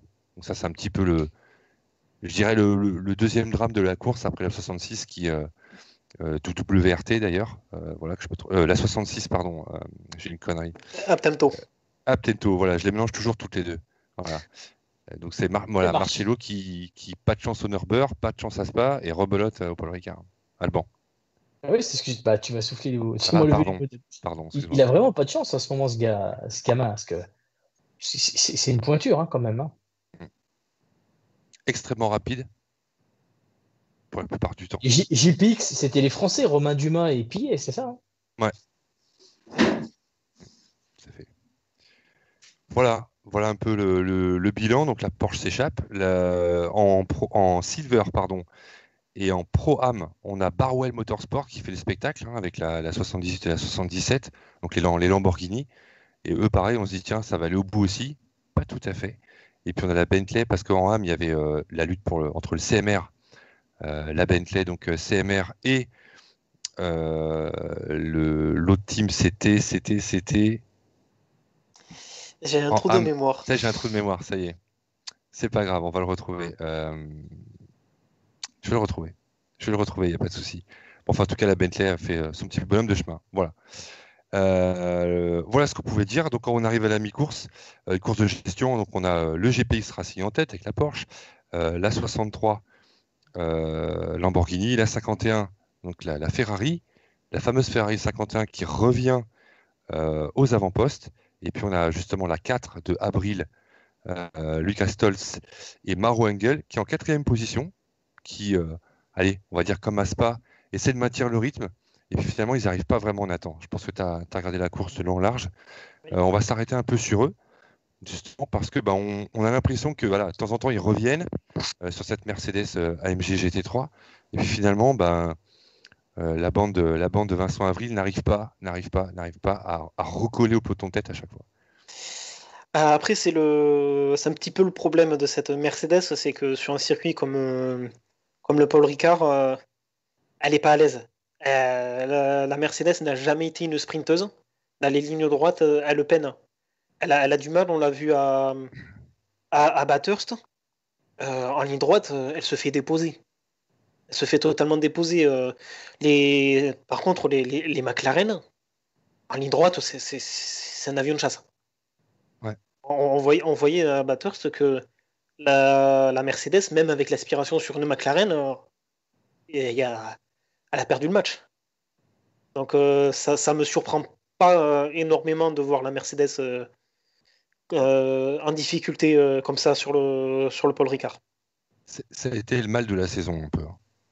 Et j'ai retrouvé pour l'âme, c'est Saint-Eloc, la 26. Saint-Eloc, exact, la 26, exactement. Et la 25, dans l'autre catégorie qui est pilotée par Boccolacci, Azeu, et le troisième m'échappe. Voilà. Il y a beaucoup de pilotes, c'est compliqué de les apprendre tous par cœur. C'est Boccolacci, Az et... Non, je ne l'ai pas non plus. Facile, hein? Non, c'est pas facile de tous les retenir. On plaisante, mais c'est déjà pas mal. Ok. On arrive à la mi-course, passée. Donc la Porsche, évidemment, est toujours en tête. La 51 revient tranquillement dans le match. Et puis, il reste 1h36 de course. On s'approche de la fin. Et on a une bagarre sur 3 tours entre Dries Vanthoor, donc sur la 32, Audi. Donc c'est le Belgian, voilà, WRT. Et la 4 de Engel, donc la Cherté, le Optra Sinting, on vient d'en parler. Incroyable, 3 tours de dingue. On arrive d'Ansigne à 289 km/h, je crois, pour les deux. Et Vanthoor passe Engel d'Ansigne à 220 à l'heure. Je résume. Incroyable. Ça a été une bagarre, mais impressionnant. Ça a été impressionnant. Dingue. Ils se sont touchés plusieurs fois. Ça a été. Il y a des endroits où j'aurais pas mis la main. Fallait pas la mettre, non. Fallait pas mettre la main, mais. Ouais. Mais aussi, là, pour le coup, par rapport, c'est un peu, comment dire, c'est par rapport à ce que j'ai dit, ça va se contredire. L'Audi avait du mal en vitesse de pointe, alors que pourtant, mais pour doubler la Mercedes, elle a eu du mal. Et... Ils ont mis 3-4 tours. J'ai dit 3, mais je crois que c'est ça. Ces 3-4 tours, ça, ils nous ont offert le spectacle de l'année, clairement. Le spectacle de l'année en GT, pour moi. Là c'est un cas à montrer aux écoles de pilotage. Même là, il y en a certains, prenez des notes, parce qu'on a eu... ça a été quelque chose de magique. Magique, ouais, exactement. Ça a pimenté la course, c'est ce qu'il fallait. Ouais. Alors, on a eu Gabi en LMP2 à Bahreïn. Et là, pour rebondir là-dessus, c'était le dépassement de l'année. Malheureusement, il n'est pas encore sur Twitter, donc dès qu'il va y être, ils vont le remettre, j'en suis sûr. Sur Twitter, ils ont mis la bataille juste avant. Ils n'ont pas mis le dépassement, c'est dommage. Je voulais vous en faire profiter, mais je vais retrouver ça et on mettra dans les meilleurs moments de l'année. On vous le passera, même voir dans le débrief du TT World qu'on fera. Je trouverai la vidéo et on se fera le plaisir, on le mettra également. Voilà. J'ai trouvé la pizza, ça, si tu veux. T'as trouvé la pizza, c'est bien. C'était quoi? Il y avait des champignons ou pas? Moi, je me méfie des champignons. Non, je crois que Willy, t'as vu la photo? C'est quoi? Non, c'est normal. Je crois que c'est normal.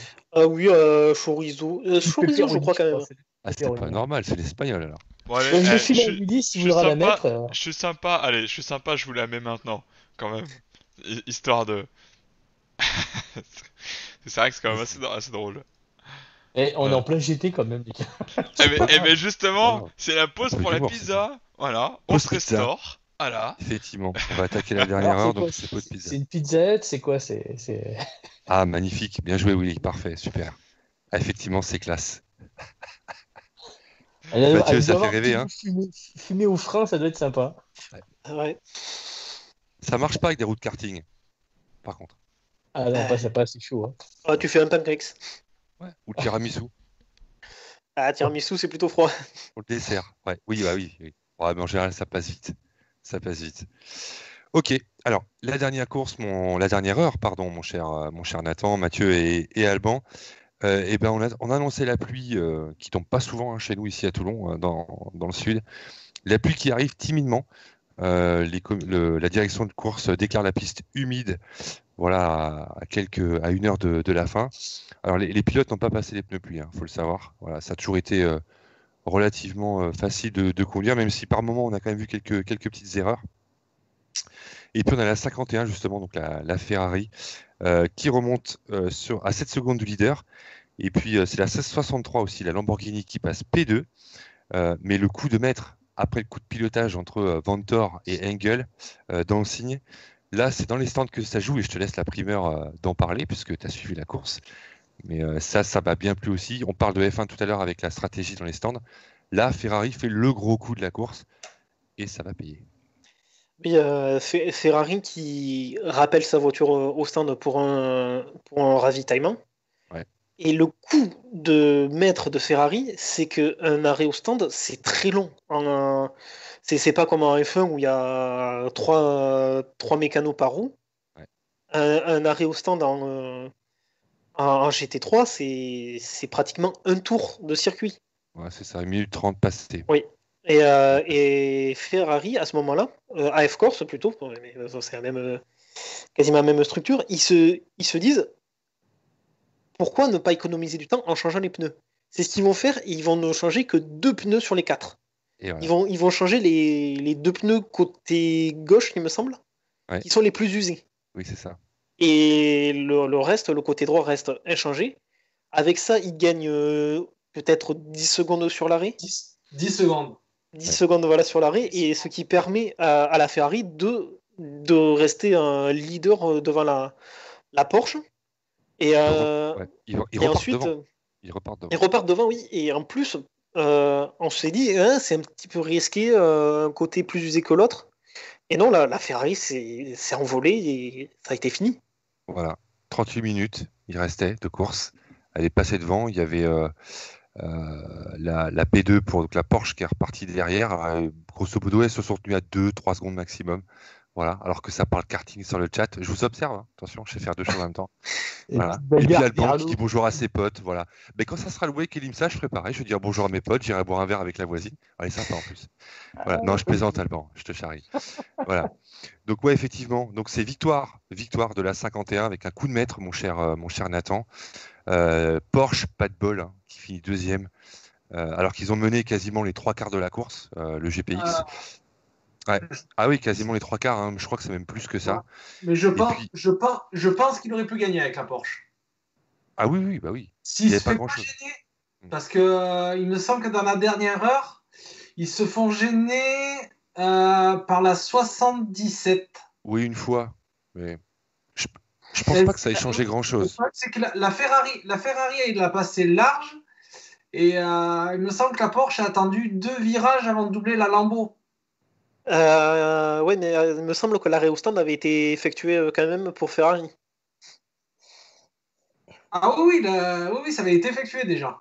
Donc là, la Ferrari avait déjà un gros rythme avant parce qu'elle est revenue très fort avant l'arrêt au stand. Ouais. Elle revenait très fort. Et après l'arrêt au stand, le rythme était toujours là. Bah, P4, P3, P2 et puis P1 grâce à l'arrêt au stand. Hein. Donc elle a bien remonté parce qu'elle s'est cachée, entre guillemets, pendant toute la course. Alors l'autre SMP Racing a eu un peu moins de chance, on va dire. Elle finit un petit peu plus loin. Mais ouais, ça a été quand même étrange course de Ferrari finalement. Mais après, ils étaient sur une stratégie décalée. Ils avaient, je crois, ils étaient 4 minutes en retard par rapport à la concurrence. Ils ont totalement décalé leur stratégie pour réussir ce coup de maître. Coup de maître, et puis Pierre Guidi qui était au volant de la 51 justement, qui fait un festival parce qu'avec 2 pneus usés à droite, 2 pneus neufs à gauche, bon, tu as quand même un équilibre qui est quand même un peu délicat. Et finalement, bah, voilà, il arrive à maintenir cette avance de 3 secondes qui suffit. Voilà, après une course qui finit de nuit aussi, avec des températures qui chutent, donc un petit peu particulier et dans l'obscurité aussi. Donc bon, on n'a pas l'impression que GPX avait les capacités de revenir en fin de course. Enfin, même avec 3 secondes d'écart, c'était pas possible. Je croyais qu'ils allaient revenir cul à cul, puis finalement non. Non, mais comme toujours, le Paul Ricard a maintenu ses promesses. Ouais. Ça a été une belle course. Exactement, une magnifique course, on s'est régalé. Donc un podium au général de la 51, Victor Ferrari, AF Corse. En 2, Porsche GPX Racing. En 3, belle performance de l'Audi Orange 1, n'importe quoi. C'est la Lamborghini Orange 1 FFF Racing. Donc Ferrari, Porsche, Lamborghini dans l'ordre sur le podium. Et puis Lamborghini aussi en silver, la 78, du Barwell Motorsport. En Pro-Am, victoire de la 188, qui a bataillé à distance avec la Lexus, la 15 de Panis notamment, du Tech 1 Racing. Donc c'était une belle passe d'armes. Le Tech 1 Racing d'ailleurs, qui a fait quasiment toute la course avec l'avant droit, avant gauche arraché et un capot ouvert. Voilà, il faut quand même le signaler. Ils n'ont pas fini très très loin derrière, donc c'était plutôt pas mal. Allez, la direction de course a été plutôt sympa, parce qu'ils ont quand même pu être arrêtés, hein. Mais ils ont réussi à faire 6 heures comme ça. Et puis la victoire Bentley en âme devant l'Audi, tu as raison, la 26. Voilà ce qu'on pouvait dire. Tes tops et tes flops, mon cher Nathan, sur cette course-là, qui a tenu ses promesses, ouais, effectivement.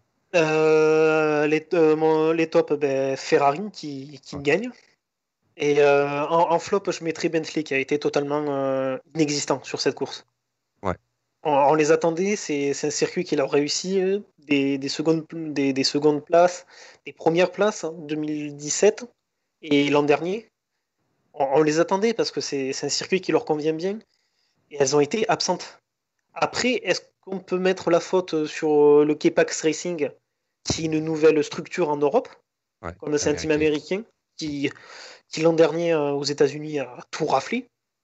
Et là, on peut dire que, allez, on va dire que c'est parce qu'ils connaissent pas bien le circuit, il faut encore qu'ils apprennent. Ouais. Mais voilà, les Bentley ont eu du mal. Du moins en pro, parce qu'en âme, en amateur, ça a très bien marché. Oui, ça a bien marché, puis en amateur, il y avait que 2 équipages, hein. Il y avait deux équipages, mais il fallait consolider les positions pour gagner le titre. Tout Ce qui à fait. n'était pas sûr. Ce qui a été fait d'ailleurs. Oui. Exactement. Ça marche. Flop, tu m'en as parlé. Top aussi. Voilà. Et puis bah moi c'est un petit peu comme toi, un top Ferrari avec cet arrêt au stand. La GPX qui a noté, voilà, qui a mené de bout en bout quasiment la course, mais fini que deuxième. Donc énorme course de cette équipe Porsche. Et puis la Lexus, voilà, la 15, hein, qui a roulé dans des conditions vraiment particulières et qui a tenu son rang, hein, qui a fini deuxième. Et puis en flop, bah, Marcello sur la 88, encore une fois pour des problèmes de fiabilité notamment. Et puis les Bentley, ouais. Et puis le respect des limites de la course. Voilà, ça a été un petit peu limite de la piste. Ça a été encore un vaste sujet sur le chat. Le chat de YouTube du SRO, voilà, c'est un grand sujet. Je vous invite à y aller d'ailleurs, hein. C'est assez sympa. C'est un peu champêtre parfois, mais c'est plutôt cool. Et puis bravo au commissaire et à SRO pour l'organisation de cette belle course. Voilà.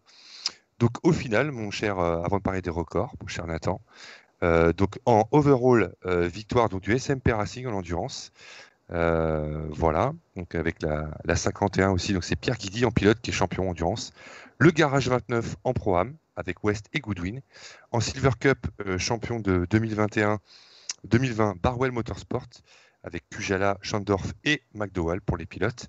Et puis le CMR qui remporte donc en AM avec Tribodini, le français, qu'on essaiera d'inviter en live. Voilà, un français qui gagne, c'est sympa, tout seul dans sa catégorie. Voilà, des records, Nathan, sur cette piste. Oui, on a eu un record en particulier, c'est qu'on n'a pas fait 1000 km, on a fait plus. C'est Absolument. record battu cette année. Ouais, exactement. Tout à fait. 179 tours, plus de 1000 km, et puis les 4 premiers en 14 secondes. Oui, c'est beau. Après 6 heures de course, C'est mieux que la F1. voilà, ça se tient dans un mouchoir de poche. Ouais, exact. C'est fou. 14 secondes, exactement. Entre la Ferrari, la Porsche et l'Audi. Et puis en- Mercedes. Et en plus, on a une marque différente qui gagne dans chaque catégorie.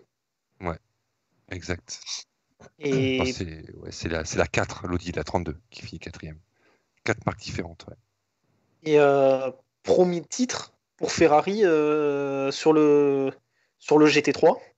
Ça faisait longtemps qu'on l'attendait. Ouais. C'est arrivé. La 488 qui fait toujours ses preuves. Peut-être une remplaçante, on ne sait pas. À voir, mais elle a encore de l'avenir devant elle. Exact.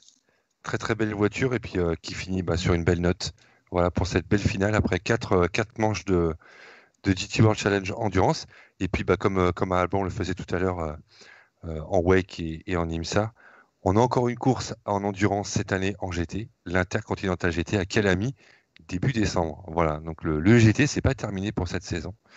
Il est maintenu ? Avec l'Intercontinental. Oui, il est maintenu. Ouais. Et GPX Racing, justement, a annoncé officiellement aujourd'hui qu'ils en font partie. Ouais, il est maintenu. C'est Je bien. m'attendais à ce qu'il soit annulé, mais Vraiment, ça tombe.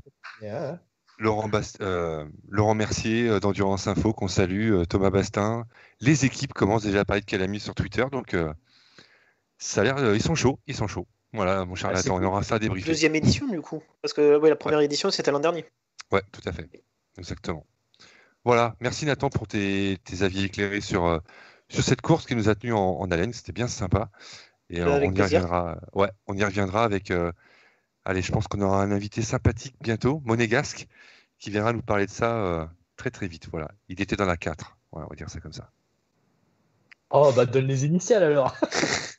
Vincent Abril, voilà, qui viendra prochainement cet hiver, je pense, ou en fin d'automne, nous parler de sa saison. Voilà, ça devrait se faire. Voilà, messieurs. Jeff. Ouais. On a un mercredi qui va pouvoir parler de la course aussi.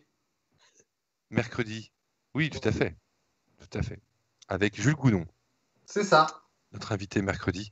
On lui demandera comment il a vécu cette course. Bon, c'est un peu compliqué pour lui. Mais on lui demandera exactement. Tu as tout à fait raison. Voilà. Bon, Alban, t'es content quand même ? Il s'endort, Alban, hein, évidemment. Ferrari qui a gagné. Ah, écoute, moi, c'est ce que je disais tout à l'heure. J'aurais jamais misé un copec sur eux, sur cette course.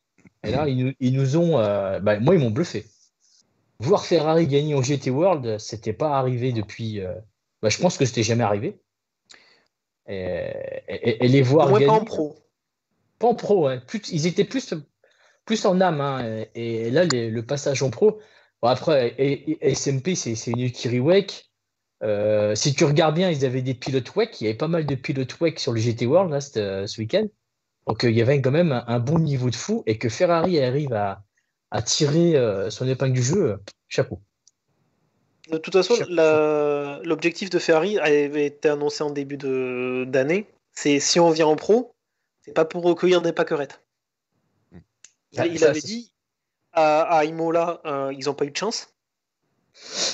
À Imola, ils auraient pu faire une victoire, je pense. Bon, ils ont eu moins de chance. Bon, ils ont eu aussi du fil à retordre avec l'Audi WRT qui a été un missile à Imola.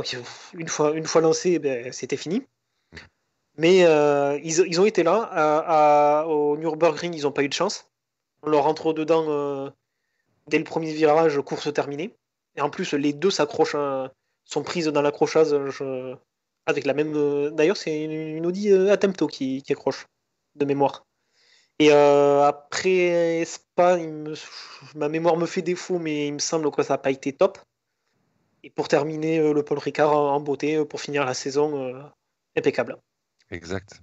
Tout à fait. Florent Guittet qui nous dit les pilotes appelés sur le GT World étaient costauds. Bon, on l'a vu toute la saison, hein, on en reparlera bien sûr plus tard. Il y a un plateau de dingue. Hein. Enfin, on a le jeune Foucault aussi, qui a fait parler la poudre. Hein. Très très bon pilote en devenir, hein, qui est très très jeune. Et puis raté des milles aussi, comme Marcello. Tout à fait. Et puis on a Bokulewski aussi, qui est champion toute catégorie. Donc GT World Endurance cumulé avec Sprint. De mémoire, il a 20 ans, je ne me trompe pas. Donc la relève est là. Voilà, messieurs. On va enchaîner avec Mathieu. Mathieu, il dort, on dirait là. Et le GT4. Non, mais il relisait ses notes, Mathieu, et ça fait plaisir. Il a pris des notes, il a préparé son sujet, il va nous régaler. Il y a Renaud Diallo qui t'a trouvé un surnom. Il est magnifique. Le Chaval du GT4. Ah oui. Le Chaval du GT. Ah, merci Renaud. Merci Renaud. Et il est là, Renaud, il regarde. Ah, ça te va pas mal, ça. Ouais. Bon. Je suis pas aussi On s'est régalé. costaud. Hein. On s'est régalé avec le GT World Challenge Endurance ce week-end et en marge, il y avait la finale du GT4 European Series, GT4 European Series, très précisément, mon cher Mathieu. Et on s'est régalé avant la finale du GT4 France qui aura lieu ce week-end au même endroit, sur Paul Ricard. Voilà. Et qu'on suivra ensemble aussi. Revenons au GT4 France, ouais, avec 2 courses. Ouais, mais qui sera sur le petit Circuit, circuit. Tout à fait. 3 km 200. Ouais. C'est ça. Tu prends la relève, mon grand? Non, parce que je t'en prie. Ah oui? Tu vas pas me dire que il plaisante, là. Bon, on a eu 2 courses relativement intéressantes, surtout la première, avec une course assez enlevée. Les titres ont été attribués à la fin de la première course, finalement, donc des courses d'1 heure. En force est arrivé en force AJS Events, donc l'équipe du sud de la France, Montpellier, je crois. Montpellier. Ils sont Montpelliérains, voilà, que je me trompe pas. Du cher Nicolas Gomard, qui est le patron de cette écurie française, qui fait l'appui le beau temps depuis le début du championnat GT4 France, Europe, pardon. Mais on a 2 victoires à Mercedes au terme de ces 2 courses, et notamment la première qui était très très intéressante. Tout à fait. Voilà. Tout à fait. Donc le NM Racing Team qui gagne la première course avec la Mercedes GT4. La R2, pareil, la course 2, victoire aussi de Mercedes avec le NM Racing. Donc c'est Loveras et Ibanez. Voilà, le cher. Ouais, tout à fait. Donc voilà. Alors la deuxième course, donc l'équipe AGS Events a eu moins de chance puisqu'il y a abandon de la GT4 Aston Martin. AMR, donc de Asclo et Noué, qu'on salue. Oui. Donc voilà, donc un championnat relativement relevé, que j'ai eu plaisir à suivre.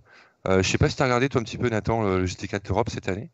Pas beaucoup, mais de ce que j'ai vu, c'est comme d'habitude, c'est des lions là aussi, ça se bagarre. L'Aston Martin a été une grosse surprise cette année. La Vantage GT4, j'aurais pas misé gros sur cette voiture, mais elle a marché très fort tout au long de l'année, donc ça paye. Ouais, exact. Oui, il y en a une qui m'a surpris, c'est la Chevrolet, la Camaro. Chevrolet. Exact. Qui La Chevrolet qui a été très très performante durant tout le week-end, hein, parce qu'elle fait le 3e temps dans la qualif 1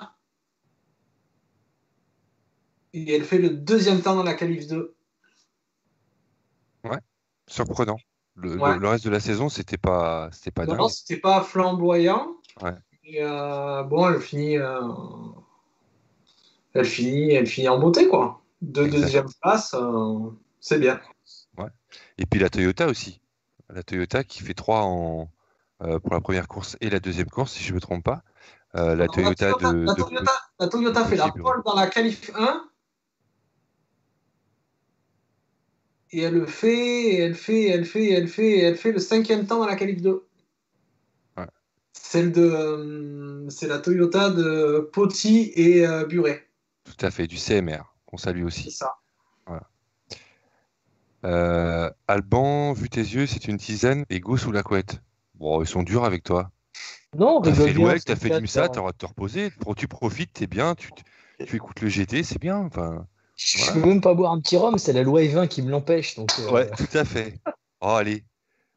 Vas-y si tu veux. Non, j'ai la flemme.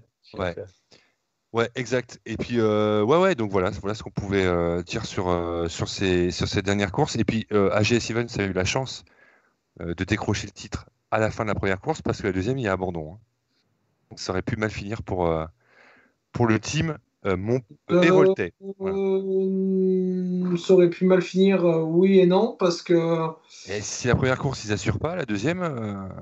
La deuxième aurait rien changé puisque ils étaient en bagarre avec la Toyota de Castelli et Leméré qui Ah oui, abandonnent aussi à la course 2. exact, tout à fait, exact. Oui, tu as raison. C'est bien, t'as suivi, mon cher Mathieu. Ça, on a bien fait. Tu reviendras. Je veux que tu reviennes même. Ouais. Tu reviendras lundi d'ailleurs pour le GT4 France. Ah, c'est gentil. Ah oui, on fait ça ensemble, tous ensemble lundi, il n'y a pas de souci. Ah, mais ça, c'est sûr que le Il faut GT4. m'expliquer un truc, les gars. Il n'y a pas une Oui. Bentley qui a encore eu un problème en GT World Challenge dans le tour de formation? Parker. Tim Parker qui n'a pas pris le départ. Tout à Et fait, qu'est-ce qu'il a la eu 11. La 11. Moteur qui, Moteur. Ouais. qui fatigue. Ils l'ont changé d'ailleurs de mémoire. Ils l'ont changé. Il a été changé. Ils sont partis des stands. C'est ça, Nathan? Oui, ils sont partis Ouais. des stands, ils ont réussi à redémarrer la voiture, mais Ça n'a pas été folichon après pour la course, ouais. Effectivement, Alban vient de se réveiller. Un petit tour autour, hop, dans le GT World Challenge, hop, vite fait comme ça, toc. Bah ouais, non, mais Merci Alban. Putain, c'est un test, j'avais un c'est un doute test. j'avais un doute sur le GT4 ou le GT World Ouais, Challenge pas de parce qu'il y souci. avait une Bentley.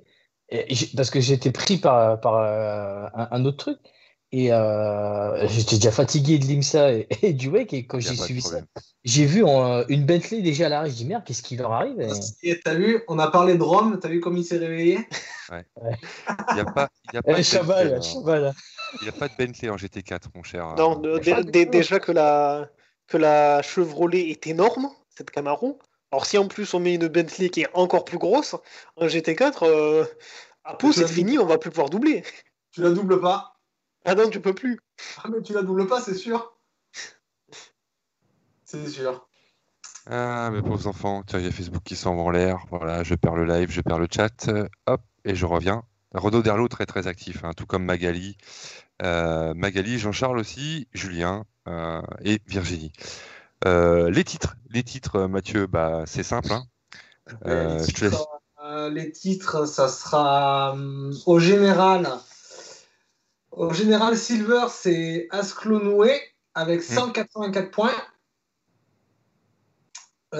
Deuxième, Louvera Ibanez, 163. Et troisième, Leméré Castelli, 158. Castelli, qu'on aura bientôt, qu'on aura peut-être en live, hein, sûrement, hein, prochainement. Hein. On l'aura, je vous le confirme. Oui, on l'aura, c'est sûr. Il n'y a plus qu'à l'appeler et puis convenir d'une date. Tout C'est simplement. ça, il n'y a plus qu'à l'appeler. Voilà. Il viendra nous raconter ça, justement. C'est ça. Et puis, je suis perdu. Oui, donc Silver, tu l'as dit, c'est Noué et Asclo. Voilà. Et puis, en Pro-Am. En programme, c'est Kasperlik Bus, 240 points. Sur la Porsche Alid Racing. C'est ça, sur la Porsche. Deuxième, c'est Gédic et.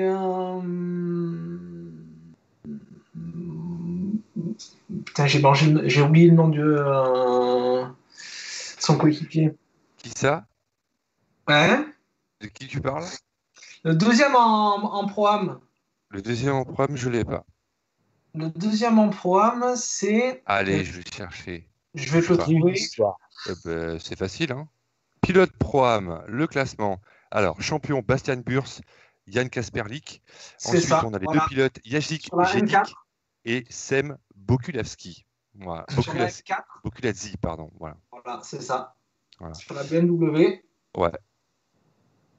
Et le troisième, c'est donc avec 192 points. Et le troisième, c'est Musser. Moller-Madsen. Ouais. Voilà. Et Viban. son équipier, c'est Vietban avec 170 points. J'ai du mal avec les prénoms, avec les noms. Hein. Pas de souci. Et voilà. en ham, les champions. Gomar Van Ley avec 254 points. Tout à fait.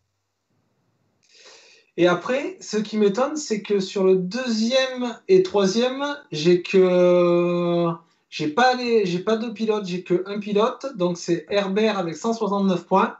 C'est normal. Voilà. Et Gezi, troisième, avec 163 points. Voilà, exactement. Donc deux championnats, trois championnats raflés par AGS Events pour C'est conclure. ça. Donc, par équipe, le team. Et puis en silver et en ham. Voilà, Et donc grosse saison. Et puis on parlera de tout ça avec eux prochainement. Normalement, Théo m'a donné son accord pour qu'ils viennent nous parler de cette saison formidable et de belles nouvelles à venir aussi concernant ce team et ses pilotes. Et puis Asclo, on peut aussi Valentin Asclo, on peut lui tirer un coup de chapeau, hein, qui a un double programme avec le Garage 59 en GT World Challenge. Voilà, donc pas mal du tout. Bon, il a eu pas de chance. Pas de chance, il a abandonné en endurance sur la 159, je crois, en Endurance Cup. Et bon, voilà, une grosse saison qui se termine pour le GT4, qu'on suivra peut-être un petit peu moins l'année prochaine, parce qu'il y a beaucoup de championnats à suivre. L'année prochaine, on fera le GT World Challenge Endurance et Sprint et le GT4 France. GT4 France. Voilà. Si quelqu'un veut prendre le GT4 Europe, il n'y a pas de souci. Je lui laisse l'intégralité du suivi de ce championnat. Voilà, enfin, un petit appel à la candidature, pourquoi pas. Voilà ce qu'on pouvait dire sur le GT World Challenge, sur le WEC, l'IMSA, et également sur le GT4 Europe. On va revenir ce week-end avec la finale du GT4 France, donc ça va être sympa, notamment avec Nicolas Prost en lice chez CMR. Voilà un petit peu ce qui nous attend ce week-end. Moins de courses du coup Alban, hein. Ça va se relâcher un petit peu. Je vais pouvoir me taper les séries de Noël là. Voilà.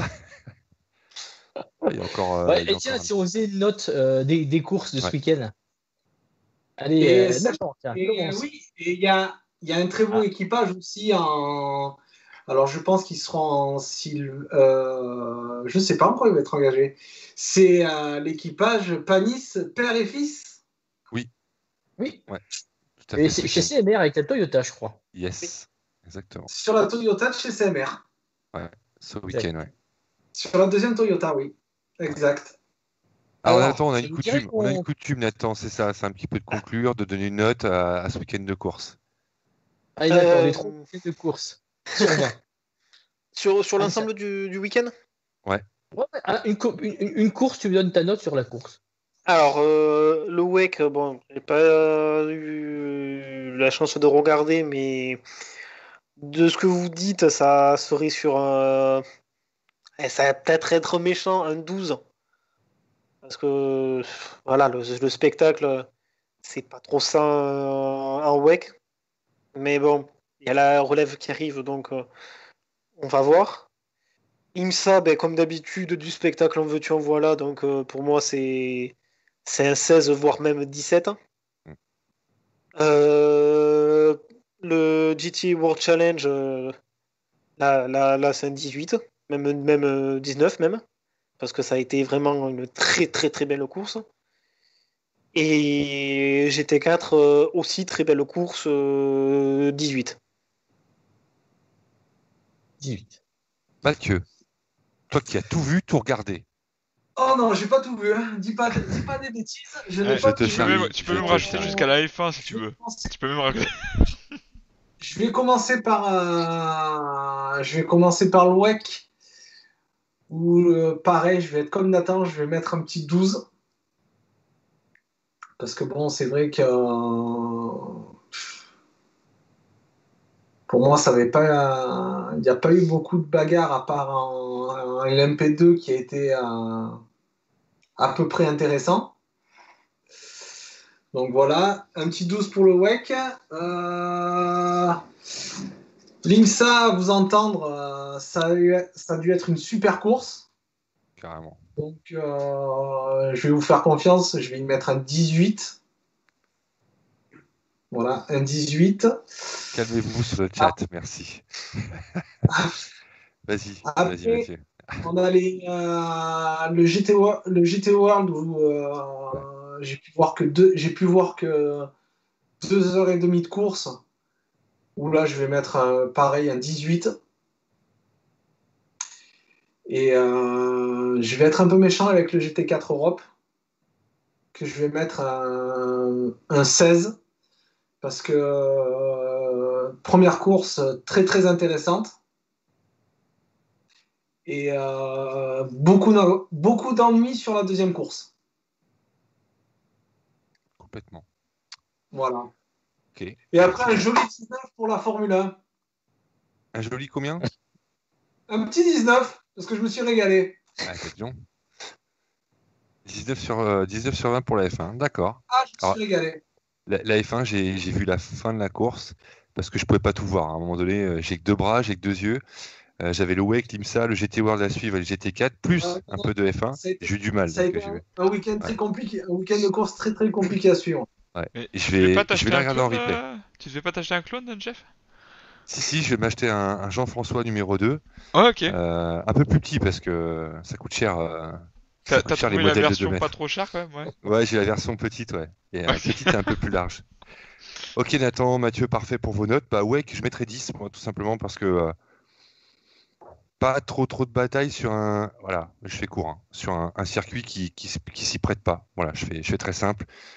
J'ai beaucoup mieux apprécié les 24 heures du Mans, par exemple. L'IMSA, je mettrais 16. Tout simplement parce que j'ai pas tout vu, j'ai regardé que 3 heures de 23h, de 22h à 1h du matin, c'était vraiment sympa. Un bon 16, ouais. Le TT World Challenge, je mets 17 parce que je la regarde en entier déjà, je m'y intéresse beaucoup. On s'est vraiment régalé, l'endurance, c'est top. Et puis GT4, 12 parce que voilà, la course 2, tout était joué. Et puis en nocturne, Paul Ricard, c'était pas forcément une plus-value, je trouve. Donc voilà, 10 pour le Wake, 16 pour l'IMSA, 17 pour l'Endurance Cup en GT World et GT4, 12. Voilà les notes que je peux attribuer. Et puis la F1, je vous le dirai parce que je vais regarder le replay cette semaine. Pendant que vous allez jouer, messieurs, parce qu'on va annoncer le programme de ces prochains jours. Très chargé cette semaine. Donc ce soir, c'est fait. On a eu le plaisir de parler de 4 courses super intéressantes, on va dire, avec Nathan, Mathieu et toute la bande, Alban aussi. Donc demain, c'est gaming. Allô? Exactement, Voilà. exactement. Il y a Ouais, quelqu'un? bah oui, ah bah il faut bien le prendre le relais quand même. Allez, moi je te Mardi et laisse jeudi, parler. gaming. Voilà, Alors, je te allez-y. laisse. Vas-y, Voilà, oui. donc là, Non, on toi. enchaîne. On enchaîne donc sur Gran Turismo Sport avec notre e-championnat. E-championnat qui se déroule donc à 21h demain et à 21h jeudi. Une course de 15 tours sur Fuji et une course de 15 tours sur un deuxième circuit japonais. Alors, roulement de tambour. Asie Alban. Fuji. Bah non, jeudi. Ah,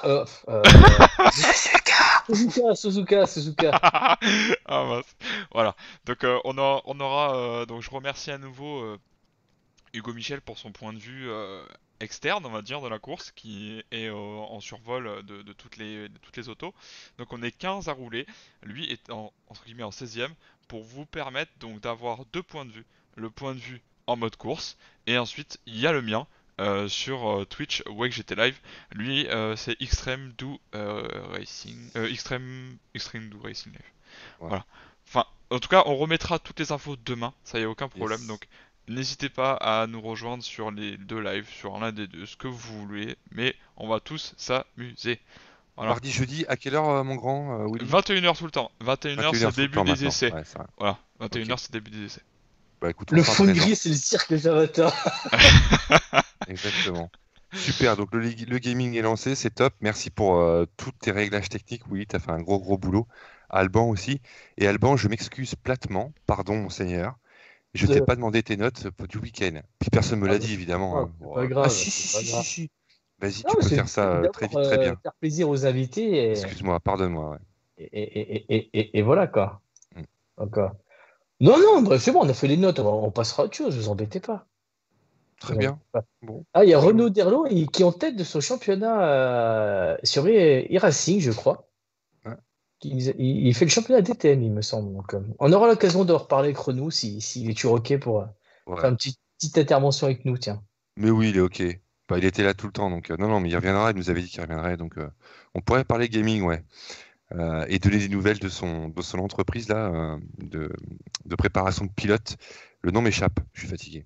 On a une autre personne aussi qui pourrait parler Je sais plus gaming. comment ça s'appelle. On avait un certain Yann Erlaché. Et ça, on verra. Yann Erlaché. Ça, c'est ton job, Willy. Willy. Ça, c'est ton voilà, job, mon cher Willy. ça, histoire de pas trop le teaser, je pense qu'on va essayer de le faire assez rapidement, dans pas très longtemps, si on peut le caser. Si on peut Et s'arranger.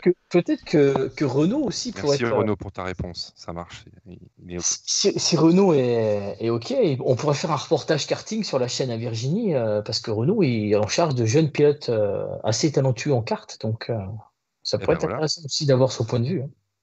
Virginie, tu le notes parce qu'elle est là. Renaud Derlot, karting, simulation, Willy, pareil. On prendra contact avec lui et on le remercie encore d'être parmi nous sur ce live. Voilà. Et triple Donc, A. triple A, voilà, ça me sortait de la tête, j'arrivais pas à le retrouver. Triple A, tout à fait. Triple A. Mercredi soir, s'intercale entre le gaming mardi-jeudi, notre cher Jules Gounon qui viendra avec nous une petite heure nous parler de sa saison, Monsieur 24 heures du Mans, mon cher Alban. Et puis voilà, on s'orientera sur un week-end course avec le FFS AGT, le live qui suivra pour débriefer cette fin de championnat de France, lundi 23, vendredi 27, une petite surprise, et puis samedi 28 novembre, c'est un peu plus loin, on a ADL Design qui viendra faire un live avec nous, et puis le 2 décembre, on aura Tristan Vautier. Voilà pour ce qui est des dates, mais Voilà. on aura largement l'occasion de retracer tout ça. Peut-être que pendant le week-end du GT4 France, on aura peut-être des petites surprises. Le En week-end live. Le week-end du Du- Ce week-end, ce bien week-end, sûr, bien Oui. sûr, bien Ce sûr. week-end-là, que les abonnés nous regardent sur le live, on aura peut-être des petites images sympathiques en live de certains stands. Ouais. D'un D'un certain stand dans le cadre de ce FFS AGT ce week-end, grâce à toi Mathieu, et À Chabal. grâce au on Chabal laisse de l'Ardèche. on laisse la surprise. Exactement. Voilà, on n'en dit pas plus.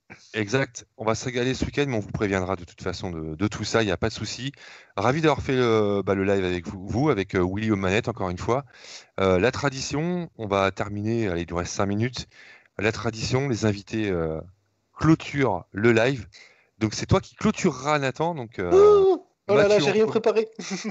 Tu dis ce que tu penses, voilà, tu étais content, c'était super sympa, il y a une super équipe, c'est le meilleur groupe Facebook de Wake et de GT de France, voilà, tu peux dire des trucs comme ça va. D'Europe, même, tu peux dire d'Europe. Voilà.